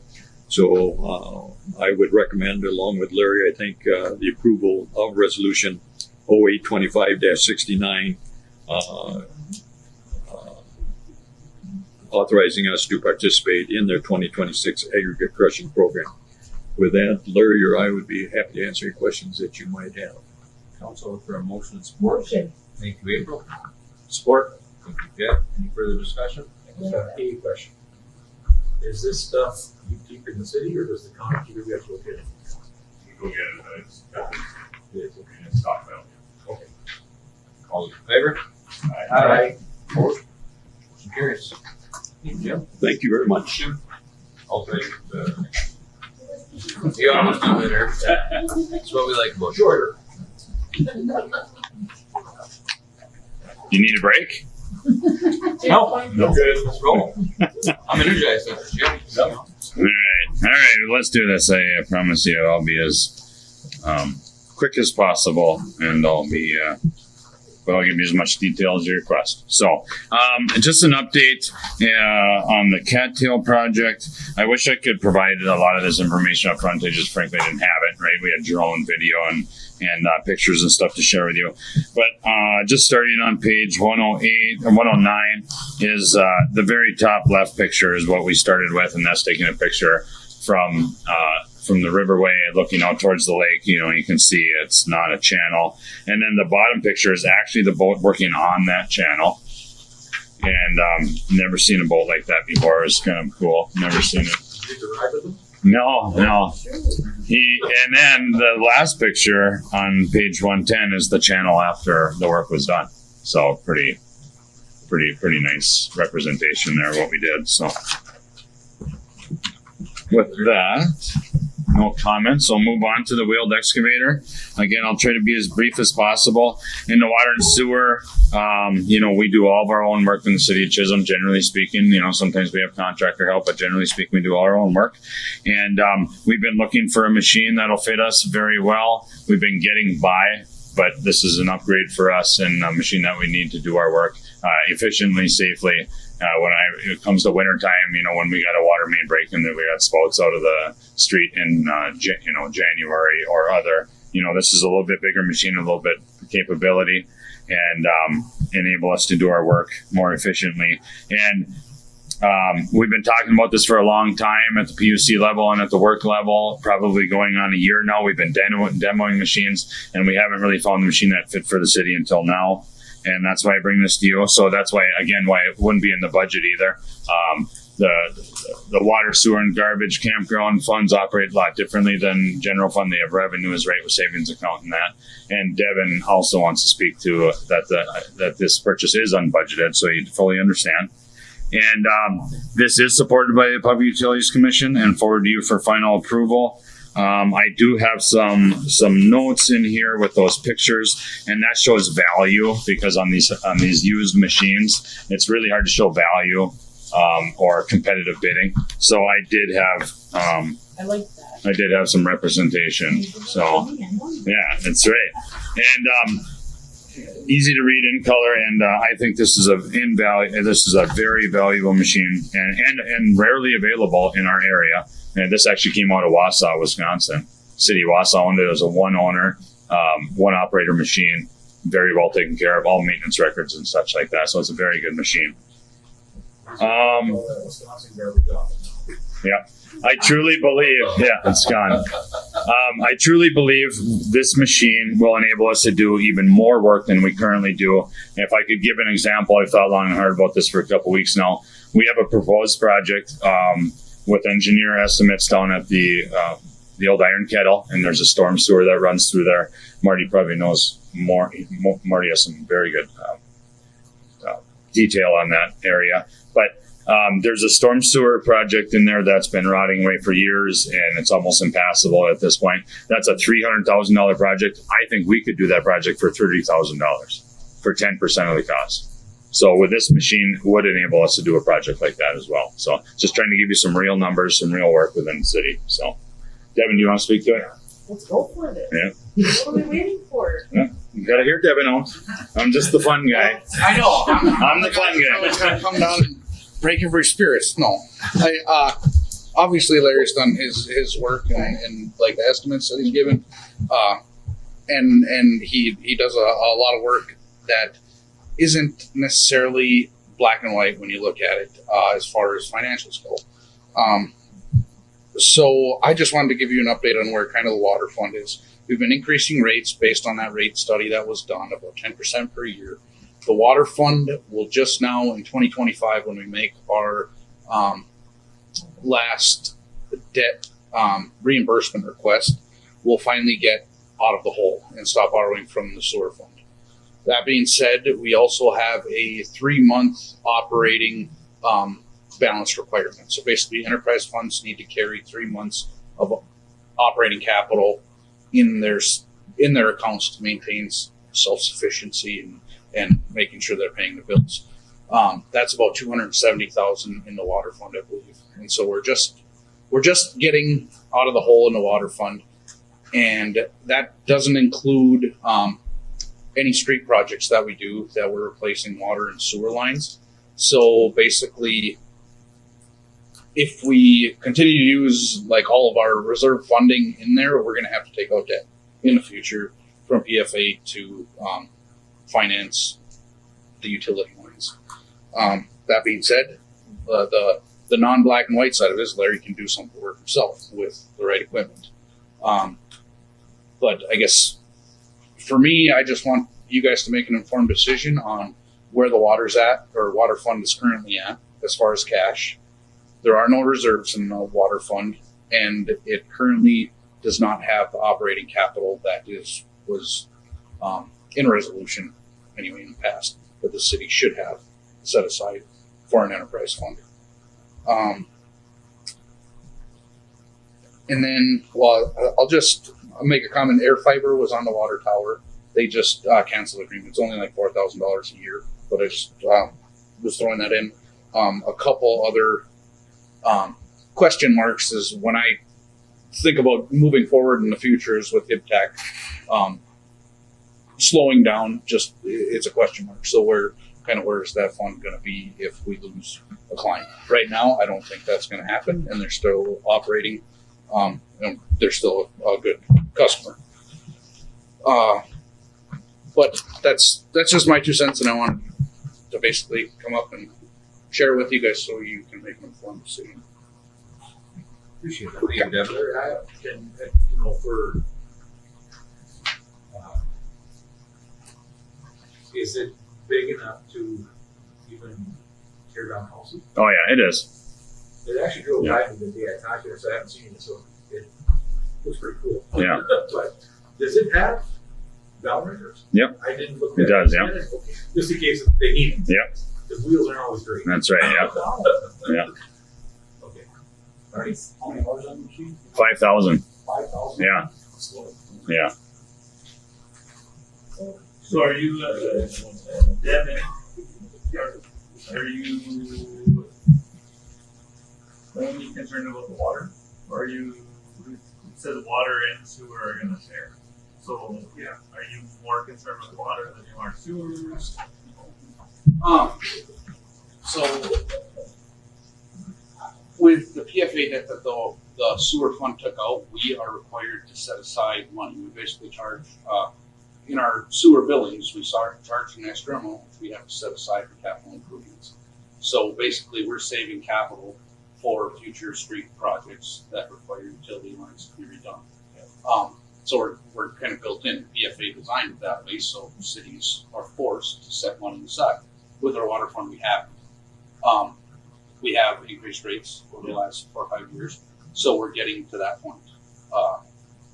What I would say is right now we're even in the water fund, and basically it'd be nice here to start saving some for operating first off, and once we hit that 270, there's your operating, and then start setting money aside for capital purchases like this and or helping fund the utility needs. Because right now we're going to take that out if there's a water project and we need to replace a water line. And then this is split 50-50 between the two. And during our budgeting session, I did do a projection of kind of the last 2 to 3 years and then the projected next 2 years for all of the enterprise funds. So I'm going to have a lot more detail when we get to that meeting. One question, Mr. Mayor. Can you measure the depreciation on used equipment? Like, can you stuff? Yeah. You can? Okay. Yeah, so it's like 80. It'll probably be depreciated over 10 years, so $80,000 a year. And how much money do we spend a year like on rental equipment? More than that. How much? Yeah. Like, It varies, depends on the project, but it would easily offset that cost. Is it just operators, Larry, that for the city that would learn on this thing? Or Oh, yeah. does all the full-time people? No, not all. Everyone has their specialty and stuff. Absolutely. So, yeah. It's mainly a water and sewer machine. That's what it's intended for. It gets used all over the city, of course. We'll use it randomly at the cemetery on a road project or something, or we'll use it like we did on the storm blowdown, where we'll just grab whole trees and just put them right in the back of a dump truck, stuff like that. So, what I'd say to Devin's comments are, and what you asked some great questions is, we're even this year. We'll be even at the worst if nothing bad other happens. That we started out the year, the second week of the year, with an $80,000 pump and some switchgear that was unexpected. So we've had that expense in the water this year. We'll have this expense that was unbudgeted, and I have another proposal coming up for some more training and help in that department. But even with all those things, we'll be even this year. We won't borrow. So, and I would say this is almost like a bad year at home. You know, it's just things happen at home. You need a transmission. You don't want to buy a transmission, but you need a transmission, so that just and then that year you're just going to break even. So that's why I'd say operationally, that's what the water department's looking like after all these years of climbing out of debt, rebuilding the department. So, What, 8 years probably? huh? 8 years ago, to break even. Oh, yeah, six. Yeah. So with all that, any more questions, please? Any other? Otherwise, I'd ask for your approval and purchase. Make a motion. Support. Thank you, Jim. Any further discussion? All in favor? Aye. Opposed? Motion carries. Thank you. Appreciate it. As we talk about good value, we have a contractor here that Thule will do our annual manhole rebuilds, and that's sealing up all these old manholes. Let's just say that they're 100 years old. We're going after our best ones. We did that storm sewer study, I'll just mention, and there was 9 manholes identified in there that are the most potential for I&I around the lake, and they're the lowest level. And all 9 of those is this proposal to get them rebuilt. So this is a value-added project over and over again. So with that and the competitive bidding we did vet the contractors very well, because this is actually really, really good pricing. This is pricing that you really, really want to vet and ask the right questions. And they're all dollar for dollar. This contractor hasn't been in Chisholm in a long time, and he wants to get back in the area, and he needs the work for his crews to keep everybody moving. So we got a really, really good value on this project, which you can see from the competitive bids. It was also approved by the Public Utility Commission and sent you for final approval. Any of this come out of the? This is all sewer. Yeah. It's all budgeted annually. Council, I'll look for a motion and support. Motion. Jim? Thank you, Marty. Any further discussion? I have a question. I think we already mentioned it, but we don't hear much after Jim, so. Sorry, it's funny, Jim. Like you and I talked earlier this week, these are all apples for apples, right? Yep, absolutely. 10-year warranty. Because the money difference is enormous. It is. It really is. It was questioning. Yeah. Good value. Sometimes you run into a deal you can't pass up, right? All those in favor? Aye. Opposed? Motion carries. Thank you. Moving on then, more interesting, I guess, in my opinion. So we have a pending retirement. Leon Wagner gave us a letter saying that he intends to retire next year. In May would be his last day. He'd still be on the books for a while. And I'll highlight right off the bat, but this is an intent to retire. This isn't contractually binding. This is a goodwill effort to give the city notice that, hey, I'm going to be retiring. If you see the need and want to get my replacement on board sooner than later to capture as much experience and training as you can, here's what I intend to do.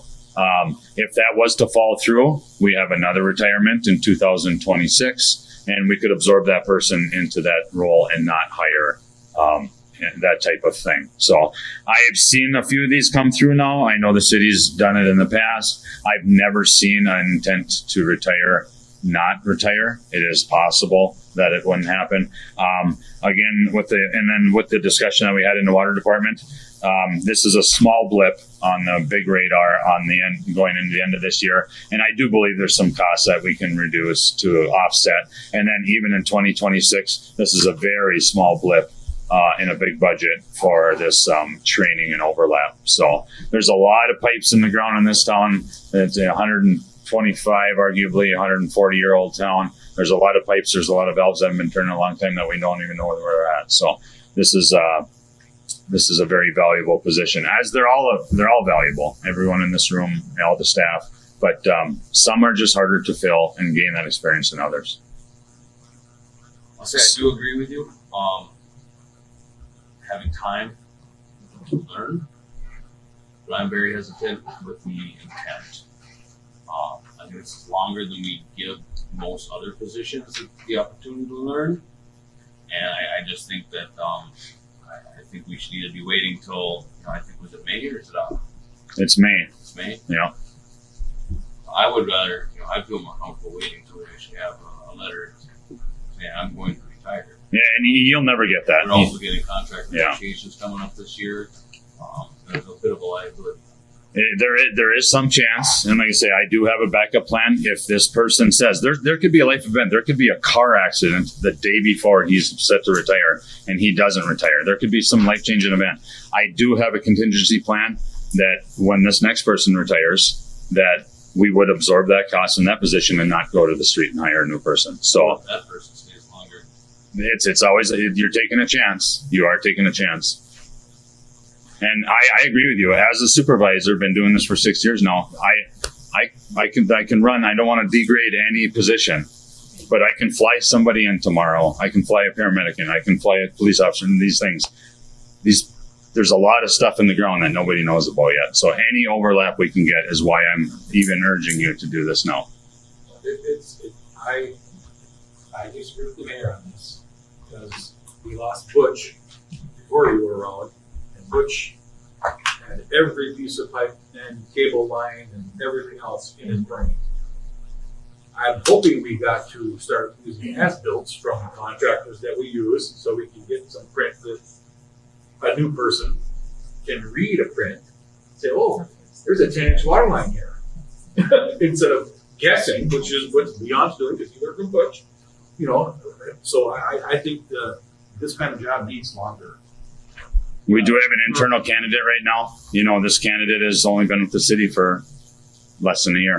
The replacement coming up to this position has not been with the city for 15 years, has not been with the city for 20 years or 30 years. The replacing person for this position will be here less than a year. And another reason why it's even more critical to get that person trained and just start this right away.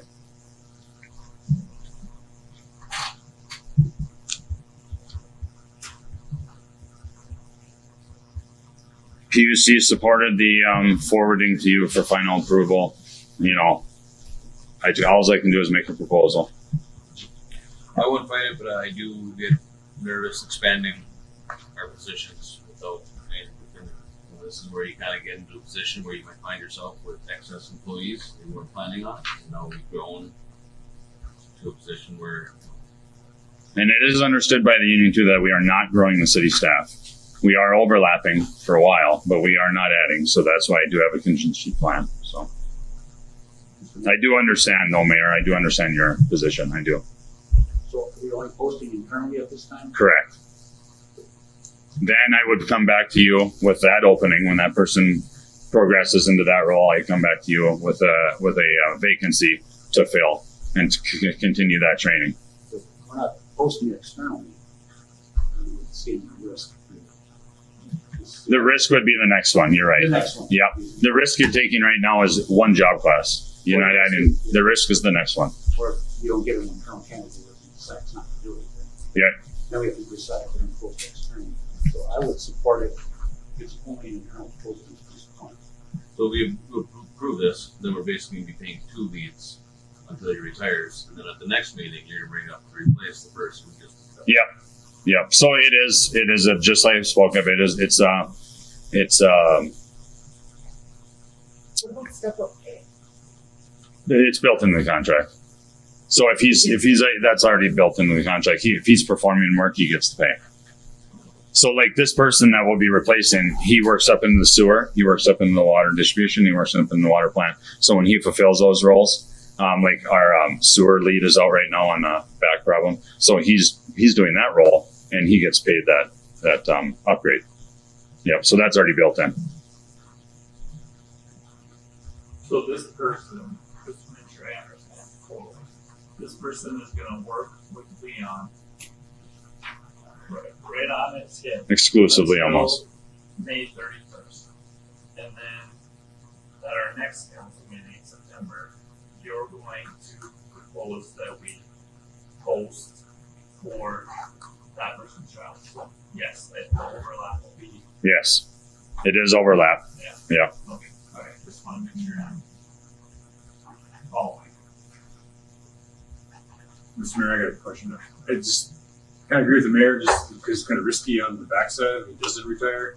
Then we have too many people or to lay off someone because the budget won't support it, because I know we're going to put cuts for next year, whatever we're doing in our budget. So it's like, I've seen people retire and they don't retire too where I work. So it's like, they're going to retire, they didn't sign their paperwork, finals, and no, I'm going to stay for another year. It's like, just budgetary purposes and plus of just purely getting rid of staff, layoffs, whatever we have to do. But I understand the knowledge part of it too, so it's like, it's a huge thing too, because we still need to do whatever. Knowledge is a lot of power, but we also did survive when Butch retired. I don't know how long we work with Butch, but we survived when we were able to get in services. I can do everything I can to this week. A lot of stuff is too, so. But I kind of agree with the mayor here. So again, if we're not bringing in somebody from outside, it's just a different stability. 46 months, roughly 8 months. In a month. So my goal would be that we fill this internally, and then there's a vacancy. So we have 2 people up here now instead of 1. And then there's a vacancy, so then we go to the street to hire to get that person in. So we start that training. For that one too, you always post internally first. Yeah, exactly. So at some point, eventually, there'll probably be somebody. Yeah, my goal would be to bring to you next council meeting an internal candidate for you to approve for this position. Then there'd be a vacancy, and I would then ask you to approve posting for that position. So there is truly overlap. I'm not disguising that at all. There's truly overlap. And I for easy numbers, I'll say an employee costs about $100,000 a year, 90, something like that, with all benefits, fringe benefits, all that. So you got some end of this year. You got some next year. You're taking a chance. If that person doesn't retire, we have another retirement next year that could be absorbed. We wouldn't post for that then. Well, if these guys don't retire, does that guy that moves up move back to his original position? No, they stay and they're staff. They're that staff. That's the staffing level until somebody retires. So we're not adding though, but yes. Oh, right. So, yeah. So if he moves up with those, yeah. So if there was no retirement, the water department would absorb that cost next year. That would be the $80,000 pump that we had to buy this year. I know it's a hard decision. I wouldn't bring it to you if it wasn't worthy to bring to you. Well, so the person we imagine is going to step up is a person that was just hired that works right underneath Leon as it is. So if he's working underneath him, why do we need to do anything? Well, that person right now is the sewer lead. So let's that person right now is the sewer lead, and that's why I would now he needs to get up in that position. He needs to be there making those decisions and those things, and then we would bring in that next person that would work with the sewer department and start that training. And his position was nobody took that internally when we posted for them. Correct. We went external. Yeah. Yeah. And that's why I say this person is less than a year employee and not a 15-year employee that's been doing this for a long time.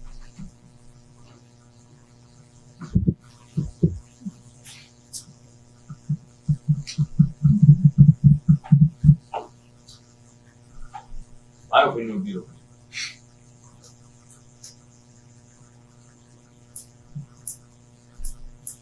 Otherwise, I will look for a motion to approve the water distribution lead worker job description. I'll make the motion. Thank you, Jim. I'm Is there gonna a second second? that because I believe in our supervisors. Over a discussion. Yep. So I will say this: you are extremely good at your budget, and I have no reason to believe that what you're saying to us is saying to me, based on all the time that we've had to work with you, I don't have any reason to not believe you. Yes, it's a coin flip. And I know Leon, I actually worked with Leon when I worked for the city way back in the day. And so I don't think he's fooling us by this. So I guess I'm going to vote yes. But, yeah, I don't have an issue with So, let me get this straight. I mixed them up, Jim. So I apologize if I could just regress for 1 second. I did goof up the order in which I'm presenting to you. So how do you want to handle that, Mayor? It's supposed to be the job description gets approved first, and then I ask you to replace, then hire. Would you like to do that in order as approved? That sounds Okay. So, That's what I called it. okay, I apologize for that. The job description. Okay, good. Okay. And you can see the job description from 2008 to our current updated. Yes, thank you. All in favor to approve the water distribution need? Aye. Aye. Opposed? Motion carries. Again, thank you. And then I would represent, I apologize for the error, to post internally with overlap, the water distribution person. Motion. Support. April. Thank you, Jim. Further discussion? I trust Larry. Same as you. We work with Larry very much. This is not something Nope. that's in Larry's lap. You know, April happens and all of a sudden the truck breaks down and wants a new one. So, I don't have to retire. I keep, we have 2 leads, and we have an extra position, and now we're hoping that somebody else retires. Otherwise, we have one person up until it happens. So, just want to remind everyone we're going to have a very tight year next year. Yeah. Citizens are going to feel the crunch when we have lack of federal funding, which means lack of state funding, which means lack of county funding, and something that we should be aware of. Any further discussion? I got a question. So, Larry, I trust you as well. Yep. Nothing Nope. personally. That's understood. Good job on your budget. I just look at, so if I get this straight, if we add this person and these guys don't retire, we're one up on the water department, and what happens? Okay, they don't retire, we're one up in the water department. This guy will not move back to his original position. He'll stay there. We'll be one up there. We'll have to hire or be more short. No. So, because the water can't, support that year after year after year. okay, so what would happen is this person would regress to the opening, but he would continue with the pay, which is 90 cents an hour. There's 2 classes. There's class 1 and class 2 in public works. Class 1 gets 90 cents an hour more than class 2. So if there isn't a retired but a vacancy, the person would fill that vacancy, but he would get the 90 cents if it was a lesser grade job. Right, time to contract negotiation when everybody else is getting 90 cents less. Well, yeah, that'd be next year, but yeah. Push it. Yeah. Susan, roll call vote, please. We did. April. Counselor Halaba? No. No. Counselor Thompson? Yes. Counselor Lasky? yes. Counselor Varga? Yes. Counselor Halverson? Yes. Mayor Ryan? No. Motion carries. Thank you. And then the Moonlight Brewing Company utility request. It's fast. It's rolling. They're here tonight, and the audience, if there's questions that can help. If I can summarize, I don't remember on how updated the council is on their project. Balkan Brewery, right? I think everyone's kind of aware. So they made a formal request to the city of Chisholm and the sanitary district to be able to tie into city services. Their location, largely, luckily, I'm sure, is on the borderline of the city property with a viable manhole that they could dump into. their sewer without needing additional properties and right-of-way variances and things like that. So their project is almost perfect for it in the regards of cost and being able to do it. And they are requesting that instead of having like a traditional septic mound system. So the sanitary district they presented to has given their support as long as they can satisfy the needs of the district, through engineering studies and stuff like that. The sanitary district has a very specific way to treat sewer. Not all sewer is welcome, but I think they can meet that criteria, and I'm sure they will. And then the Public Utilities Commission also approved if the city council and city administration / staff can come to terms with it and satisfy ordinances and rules of such. With that, I think maybe we just need to add that in our current city assessment. It does say that residents that have access to our sewer are annexed. So in order to move forward with this, we would have to change that policy and have an out of or non-resident sewer site. Just so the council. and are we talking, does it specifically say sewer, or is it city utilities, right? I think it's right in the packet on page 128.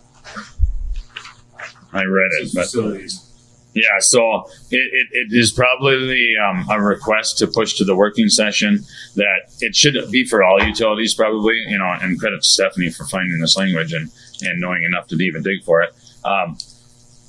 We've been servicing some Vulcan customers with water service for many, many years, and more recently garbage service. So we do have other utilities within Vulcan. This is the first sewer customer.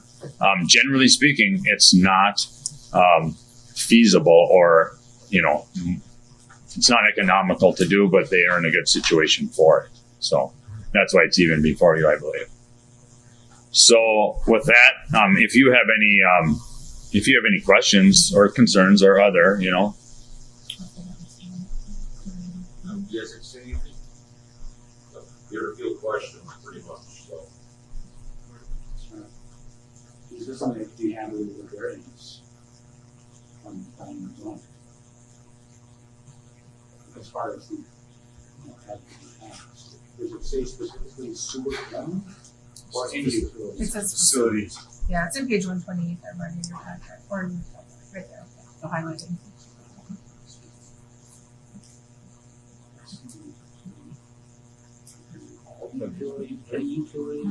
Mr. Mayor, if I may, so the provision that's contained within the council packet here, it doesn't strictly require annexation, but it does put some provisions in place where it looks like it either would be annexed or you would have to pre-negotiate a contract in order to provide those services.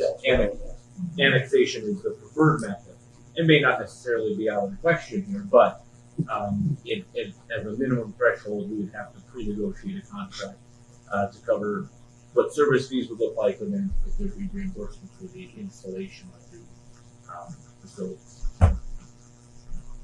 So it would be a actual number, not just a variance to plan the zone, or both, or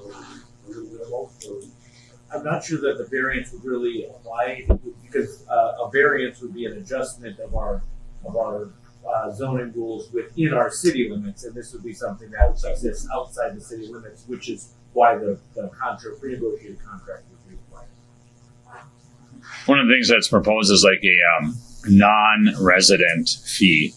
The city of Chisholm as a whole has paid into this whole system for all these years. Now we're bringing somebody in that's right outside of that circle, bringing in to use those utilities. So that's one thing that would be considered at a working session or other is a non-resident fee to help kind of reimburse for that infrastructure that's there that they're able to tie into. Yes, really a connection fee. Mr. Mayor, we look at all the houses we're tearing down in town right now. We need to offset that cost because we're not getting debt service from that anymore. It's across our whole sewer district period, so it's helped us quite a bit. So you are asking us to motion to put this on the working session. That would be my recommendation. Unless, I think Stephanie agreed by having it in the packet that that's probably best. And then these things are considered, and then maybe even a step-by-step path to what we could or should do. Yeah. It's really new. It's fast moving right now. They just got all their approvals. The sanitary district was a big thing. The sanitary district has a method of treating that is very, very new and modern with bugs that eat, whatever bacterias. And they had to make sure that their waste is not going to harm the process. Yeah, I think the biggest request from the council is if they want to move forward with looking at connection fee or non-resident fee or not doing annexation, to be able to bring it to working session, but just letting them know that it's something that they're interested in moving forward with. And I'll be honest, truly, we should have been doing this a long time ago when we provided water service 15 years ago to a person, and more recent, less than that. They are a water customer already. They were one of the few that tied in years ago. Well, you're absolutely right. There should be something that the city should be compensated because they're on our service, they're getting the benefits. Exactly. There's benefit to the city. Yes. The citizens that also have to fund, where there is an upgrade, so that's something to keep in mind. Employee costs, additional costs, things. Yes, absolutely. And when we got Hibbing Tack Night on our water system, we had a study to see what the rates were supposed to be on the spirit and consumer. Yeah, they're Yeah. I'll make the motion to add it to our working session. That's what we're looking for here. Yeah, and they do support. Support. Yep. Let's say for further discussion, we want, obviously we're going to talk about how we whether to support this or not, which I think we all do. But should those numbers come from the PUC as far as what a non-resident cost would be or what a non-resident commercial cost would be? The PUC would definitely have a recommendation for your approval, Mayor, Council. Yeah, they will. They will. Yeah. We'll just bring that to the working session. Yeah, we can bring that. What's your guys' timeline right now? 75 to 90 days. We're looking at probably first of November for opening. And everything is straightening down. We understand, we're trying to battle prod you guys a little bit in respect, but the project out there is really 3 days. We're looking at being a good customer, like good neighbor, if you will. We just have to be at the right place at the right time. With the addition of the brewery, the next addition from there would be the wedding venue, which now starts to draw. So trying to do everything for a septic system is not ideal long term. So it makes the best sense to be able to draw into the services that we're already utilizing. Annexation, yeah, we're a little close to that, but they're going to have that here in the country versus inside the city limits. But ideally, we're trying to draw revenue that's to complement the city. The Redhead Trail. We've searched everywhere we possibly could inside the city limits, up to including Fuel Air and Tail 4 years ago. We had a strong push to purchase that with resistance the whole way to the other end.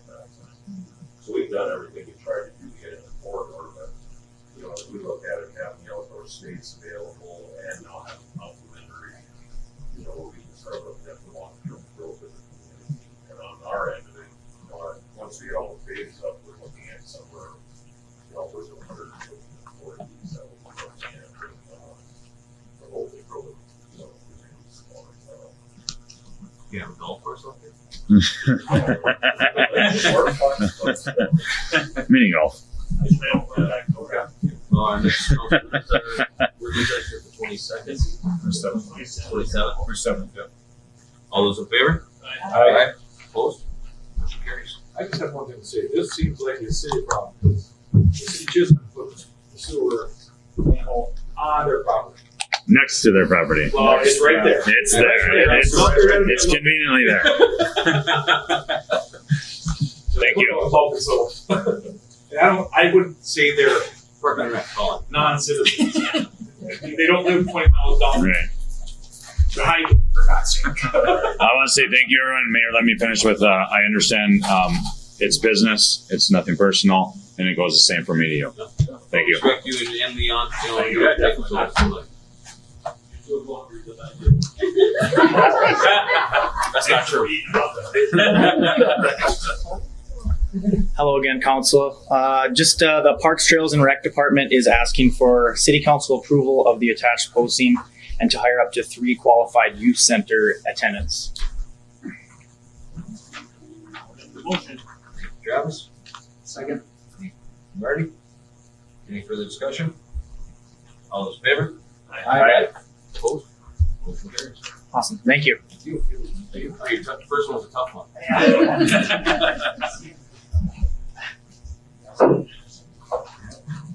Library supervisor. Yeah. Hello again. Looking to adopt resolution 0825-70 and accept a donation from the Chisholm Lunch Bunch in the amount of $325. And the intent of this donation is to be used to purchase holiday lights in support of the annual Bringing Light to Chisholm event. And the lights will be installed along Main Street, Lake Street. Thank you, April. Support. Thank you, Jim. I think we better use some Christmas lights. Absolutely. Thank you. All right. I'm sure I'll let him know, so make sure you let him know Yes. if you say thank you. I will do that. Okay. Done. Thank you. All those in favor? Aye. Opposed? Motion carries. Clerk Treasurer, Kevin. All right. Resolution 0825-71, accept Minnesota DNR grant for redhead maintenance and enhancement. Got 196,000 and change. Minnesota DNR grant for maintenance and enhancement. So this is just a resolution to accept. Also look for motion and support for resolution 0825-71. Motion. Thank you, Jim. Support. Thank you, Marty. Any further discussion? All in favor? Aye. Opposed? Motion carries. And next on page 137 is resolution 0825-72, accept the Minnesota DNR grants for Longyear Lake Park. This was a grant to help fund the whole Longyear Lake Park project. Fantastic. Also look for a motion. Motion. Thank you, Jim. Second. Thank you, Marty. Any further discussion? All those in favor? Aye. Opposed? Motion carries. On page 140 through 142, I was working with 4M. So prior to me starting, Eileen and Stephanie had started the 4M fund, which said been earning better interest on our cash reserves. With interest rates slightly dropping, it would be a good time to lock in at CDs at a little bit higher rate to mitigate interest rate risk. So I had 4M rep put together a quote for what is currently in 4M. And in the next week or so, I'm going to be coming to you with more ideas on how to invest our additional reserves. But for now, I'm just looking for approval to lock up these longer term investments into some CDs to lock in a higher interest rate. For motion and support. For motion. Thank you, Jim. Support. Thank you, Jim. Any further discussion? All those in favor? Aye. Opposed? Motion carries. Devin. Administrator, Stephanie. Good evening. The first item I have on the agenda is to accept resolution 0825-64, authorizing city administrator to make application to IRRR Culture and Tourism Grant. It's for $30,000 for Longyear Lake Park. Motion. Thank you, April. Thank you, Travis. Any further discussion? All those in favor? Aye. Opposed? Motion carries. Thank you, Steph. Next item I have on the agenda is a request from Superior Fuel. Ben Crosby. Okay. I don't know if you wanted to come up and talk about your project at all, or you don't have to if you don't want to. These are way longer than numbers, let me tell you. So I've been working with Ben on a parcel in our industrial park. I'll let him kind of discuss what project that they're looking at from Superior Fuel. First, just remark on I was looking at this agenda, and I think the parcel number, if I'm not mistaken, should be, I think it's 00010 is what I have on this brochure thing you got. Is that correct? Just so we're talking about the same one, parcel 5 is the one question. So, Looks like the, yeah, I can double check on that. Is this a parcel 5 is the one we're interested in buying because it's already zoned industrial. We'd like to put a propane tank there at this stage where it's either going to be an 18,000 gallon tank or a 30,000 gallon tank for a resupply. There's one on your way out of town. I'm sure you guys have seen it. Edwards Oil has one. Very similar to that setup. We like to put one there for a reloading facility and possibly stage a guy out of there. Right now he's coming out of Hibbing. Size of the tank's going to depend on a little more research. We just bought a company in Tower, so depending on where the customers are, we got one of each and we'll try to figure out which one goes where. I was reading, Oh, go ahead. I was reading her letter. Okay. And it says a small shed. The house goes on and goes on and on and on. Well, it is a small shed. I think the tough sheds we have in Hibbing, I want to say probably like 12 by 12 or 14 by 14 or something. Just enough for him to sit down. We have a couple parts in there for like gas situations if they need a regulator, stock a few supplies, and then just a little desk for him to do his paperwork, and then place to plug in a boot dryer because boots get wet. And then we were talking about also storing propane tanks, 120 gallon propane tanks. Tank sizes. So we have a big tank, and depending on the demand, right now a lot of it's coming out of Hibbing, and then we also have a plant up in Britt too. So we have a guy working kind of out of those locations. But the bulk plant would have a big tank for refilling the truck that delivers propane to houses. So it's like I'm sure you've seen, they call them a bobtail. And then for the guy working out of there, he'd probably have like a service truck to set the tanks. So we would stage tanks that we buy from the tank manufacturers that would get deployed at customers' locations' yards. So they would be hanging out on there too. Anywhere from, like in these satellite ones, I would say Brainerd has about maybe 30 tanks to 30 to 60, depending on how many truckloads we take at a location, how busy each one really is. So they would just be like the ones you'd see. Have anybody live in the country have a propane tank? It'd be just like that. You'd see at your house. So that would these just be open? Yeah, they just right on your. Yeah, they just hang out there. Yeah, if you go down Hoover Road, you'll see it. It's very, all of them. They just waiting for a home. I do have one thing. I told Stephanie about this.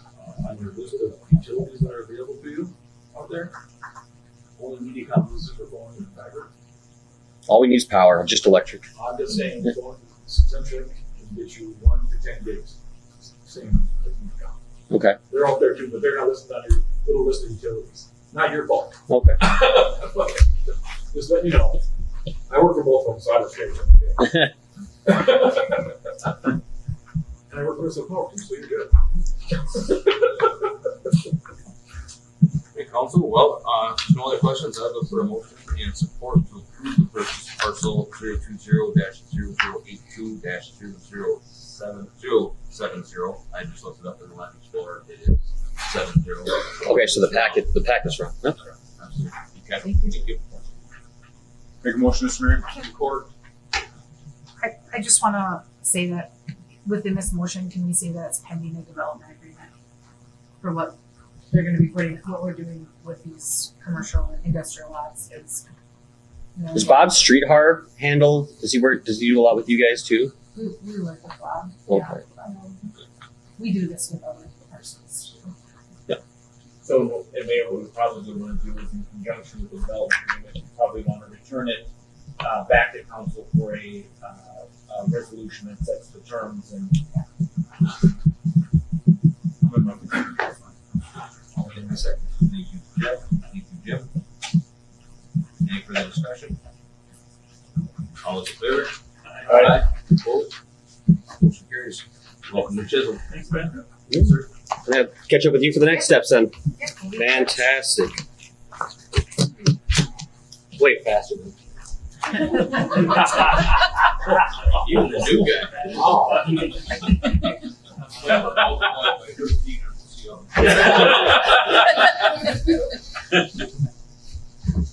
The next item I have on the agenda is we're getting to the phase of what in addition is the street naming portion of it. So we have spoken at the EDA level and at the staff level of naming those streets after old mine locations. So there is in your packet, there's recommendations of those. We don't have the exact names of what each street's going to be at this point, but we just need approval from the council to be able to move forward in the process to start naming those roads after mine locations. So after we approve this, then they're gonna work with the county and the land, to get this moving forward with the plating. So this is the next step that needs to be done real quick. But obviously, there's not gonna be 9 different roads, just a couple, and I think staff in engineering, planning, zoning, Andy, law enforcement, can handle that. Anything else on that? Dave, April? House? Thank you, Josh. Any further discussion? All those in favor? Aye. Opposed? Motion carries. Okay, council, we're gonna schedule a budget meeting. So I'm going to ask Stephanie what you believe would be the best timeline. The recommendation from staff would be the third week in September. So it's the week of September 15th is a non-council meeting. I think we've been meeting with staff. I think we can get it down to a respectable number there. I am free on that Wednesday, council. Apologize for the, I'm out of town on Monday and Tuesday. State of the range event on Wednesday. Okay. I can be free on Monday. The 15th. I'll do some things around, but yeah, make that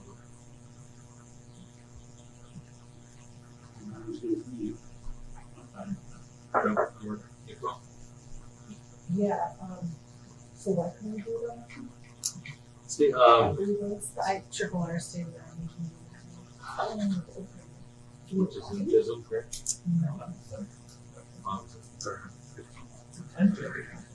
That work? Might not call 5:30? For April? Can I get a motion? Make a motion. Thank you, Jed. Support. Thank you, Marty. Monday the 15th, September, 5:30 p.m.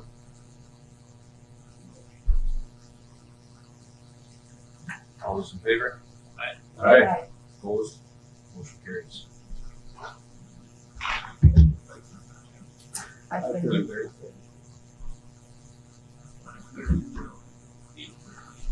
Council, in your packet here was a letter I received at the last Rams meeting for mayors. We were joined by a couple representatives from U.S. Steel and then also the USW representation, kind of talking about the state of the water quality standards that's being put out there, and specifically with the well dry standards and the sulfate. U.S. Steel was advised to ask for a variance request. They went to the MPCA with a variance request.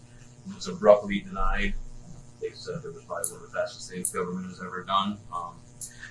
So when they talk about the discharge and the quality of the sulfites in the water, I believe they go into halate. And one of the things they talked about was being at least 78 milligrams per liter. And one of the things they talked about with your smart water is 77 milligrams per liter. So some of the stuff might not be pertinent for every location, and depending where it's at, there might not even be wild rice in the watershed areas. So they are really suggesting that the communities that are affected are trying to, ask our representatives to act more fair. Do your investigation and make something that's not just blanketed across the board, but take every instance into consideration. So, with your permission and with your approval tonight, I will sign this letter that we can send on to the MPC. So I would look for a motion and support. Thank you, Marty. Support. Jen? Any further discussion? It lost me. I'm gonna be honest. What is the standard variance? Straight up, what is So the they don't have a standard standard variance. The standard, I believe they said at 10 milligrams per liter. Some of the things just aren't attainable. I believe US Steel said that they would have to spend roughly $1.6 billion, and that's not guaranteeing that would get them they'd be able to meet it, and it's not saying that wildlife would flourish in their watershed. You have to follow the guidance. Mr. Mayor, too, I can add something. Yes. This also includes like Cleveland Cliffs too, and any other future projects. I think it really affects all mines. Polymet started dealing with this in 2011 when the first standard was adopted. Mercury was a big one. You have to be cleaner than rainwater. Basically what it is. So basically they have to have a standard, they're offset. And one of the things too, when you clean the water too well, you have to dirty it back up to put it back into the water because everything's going to die because it's not going to have nutrients inside. So it needs more. It needs more. All those in favor? Aye. Opposed? Motion carries. Miscellaneous. One more. Councilor Rocky. One more. I'll be real brief. Oh yeah. All right. Yeah. Okay, Council. I look for a motion and support to post for the. Thank you, Marty. Planning and zoning opening that we. I'll make a motion. Thank you, Jeff. Thank you, Jim. Any further discussion? All those in favor? Aye. Opposed? Motion carries. Councilor Rocky. One of the working session items is youth soccer. Me and Colin have been in discussions. We're going to have a closed meeting. But what I'm asking each of you to do for this meeting to really have a good discussion on it is think about what you want that future to look like. There is some potential for changes in giving. I guess we'll talk about that at the meeting, but in order, this is my belief, if we're going to invest into soccer in this city, and last year we had 105 kids play in the summer, which is pretty remarkable if you ask me. We need a complex. We don't have a complex. Right now we utilize a baseball field and a football field. I don't believe that's attainable to do this. So at some point during that discussion, we're going to need to, if we're all on the same page to move forward, we're going to have a discussion about spending some money on moving a baseball field to a soccer field. It's the only way I believe we truly make this work.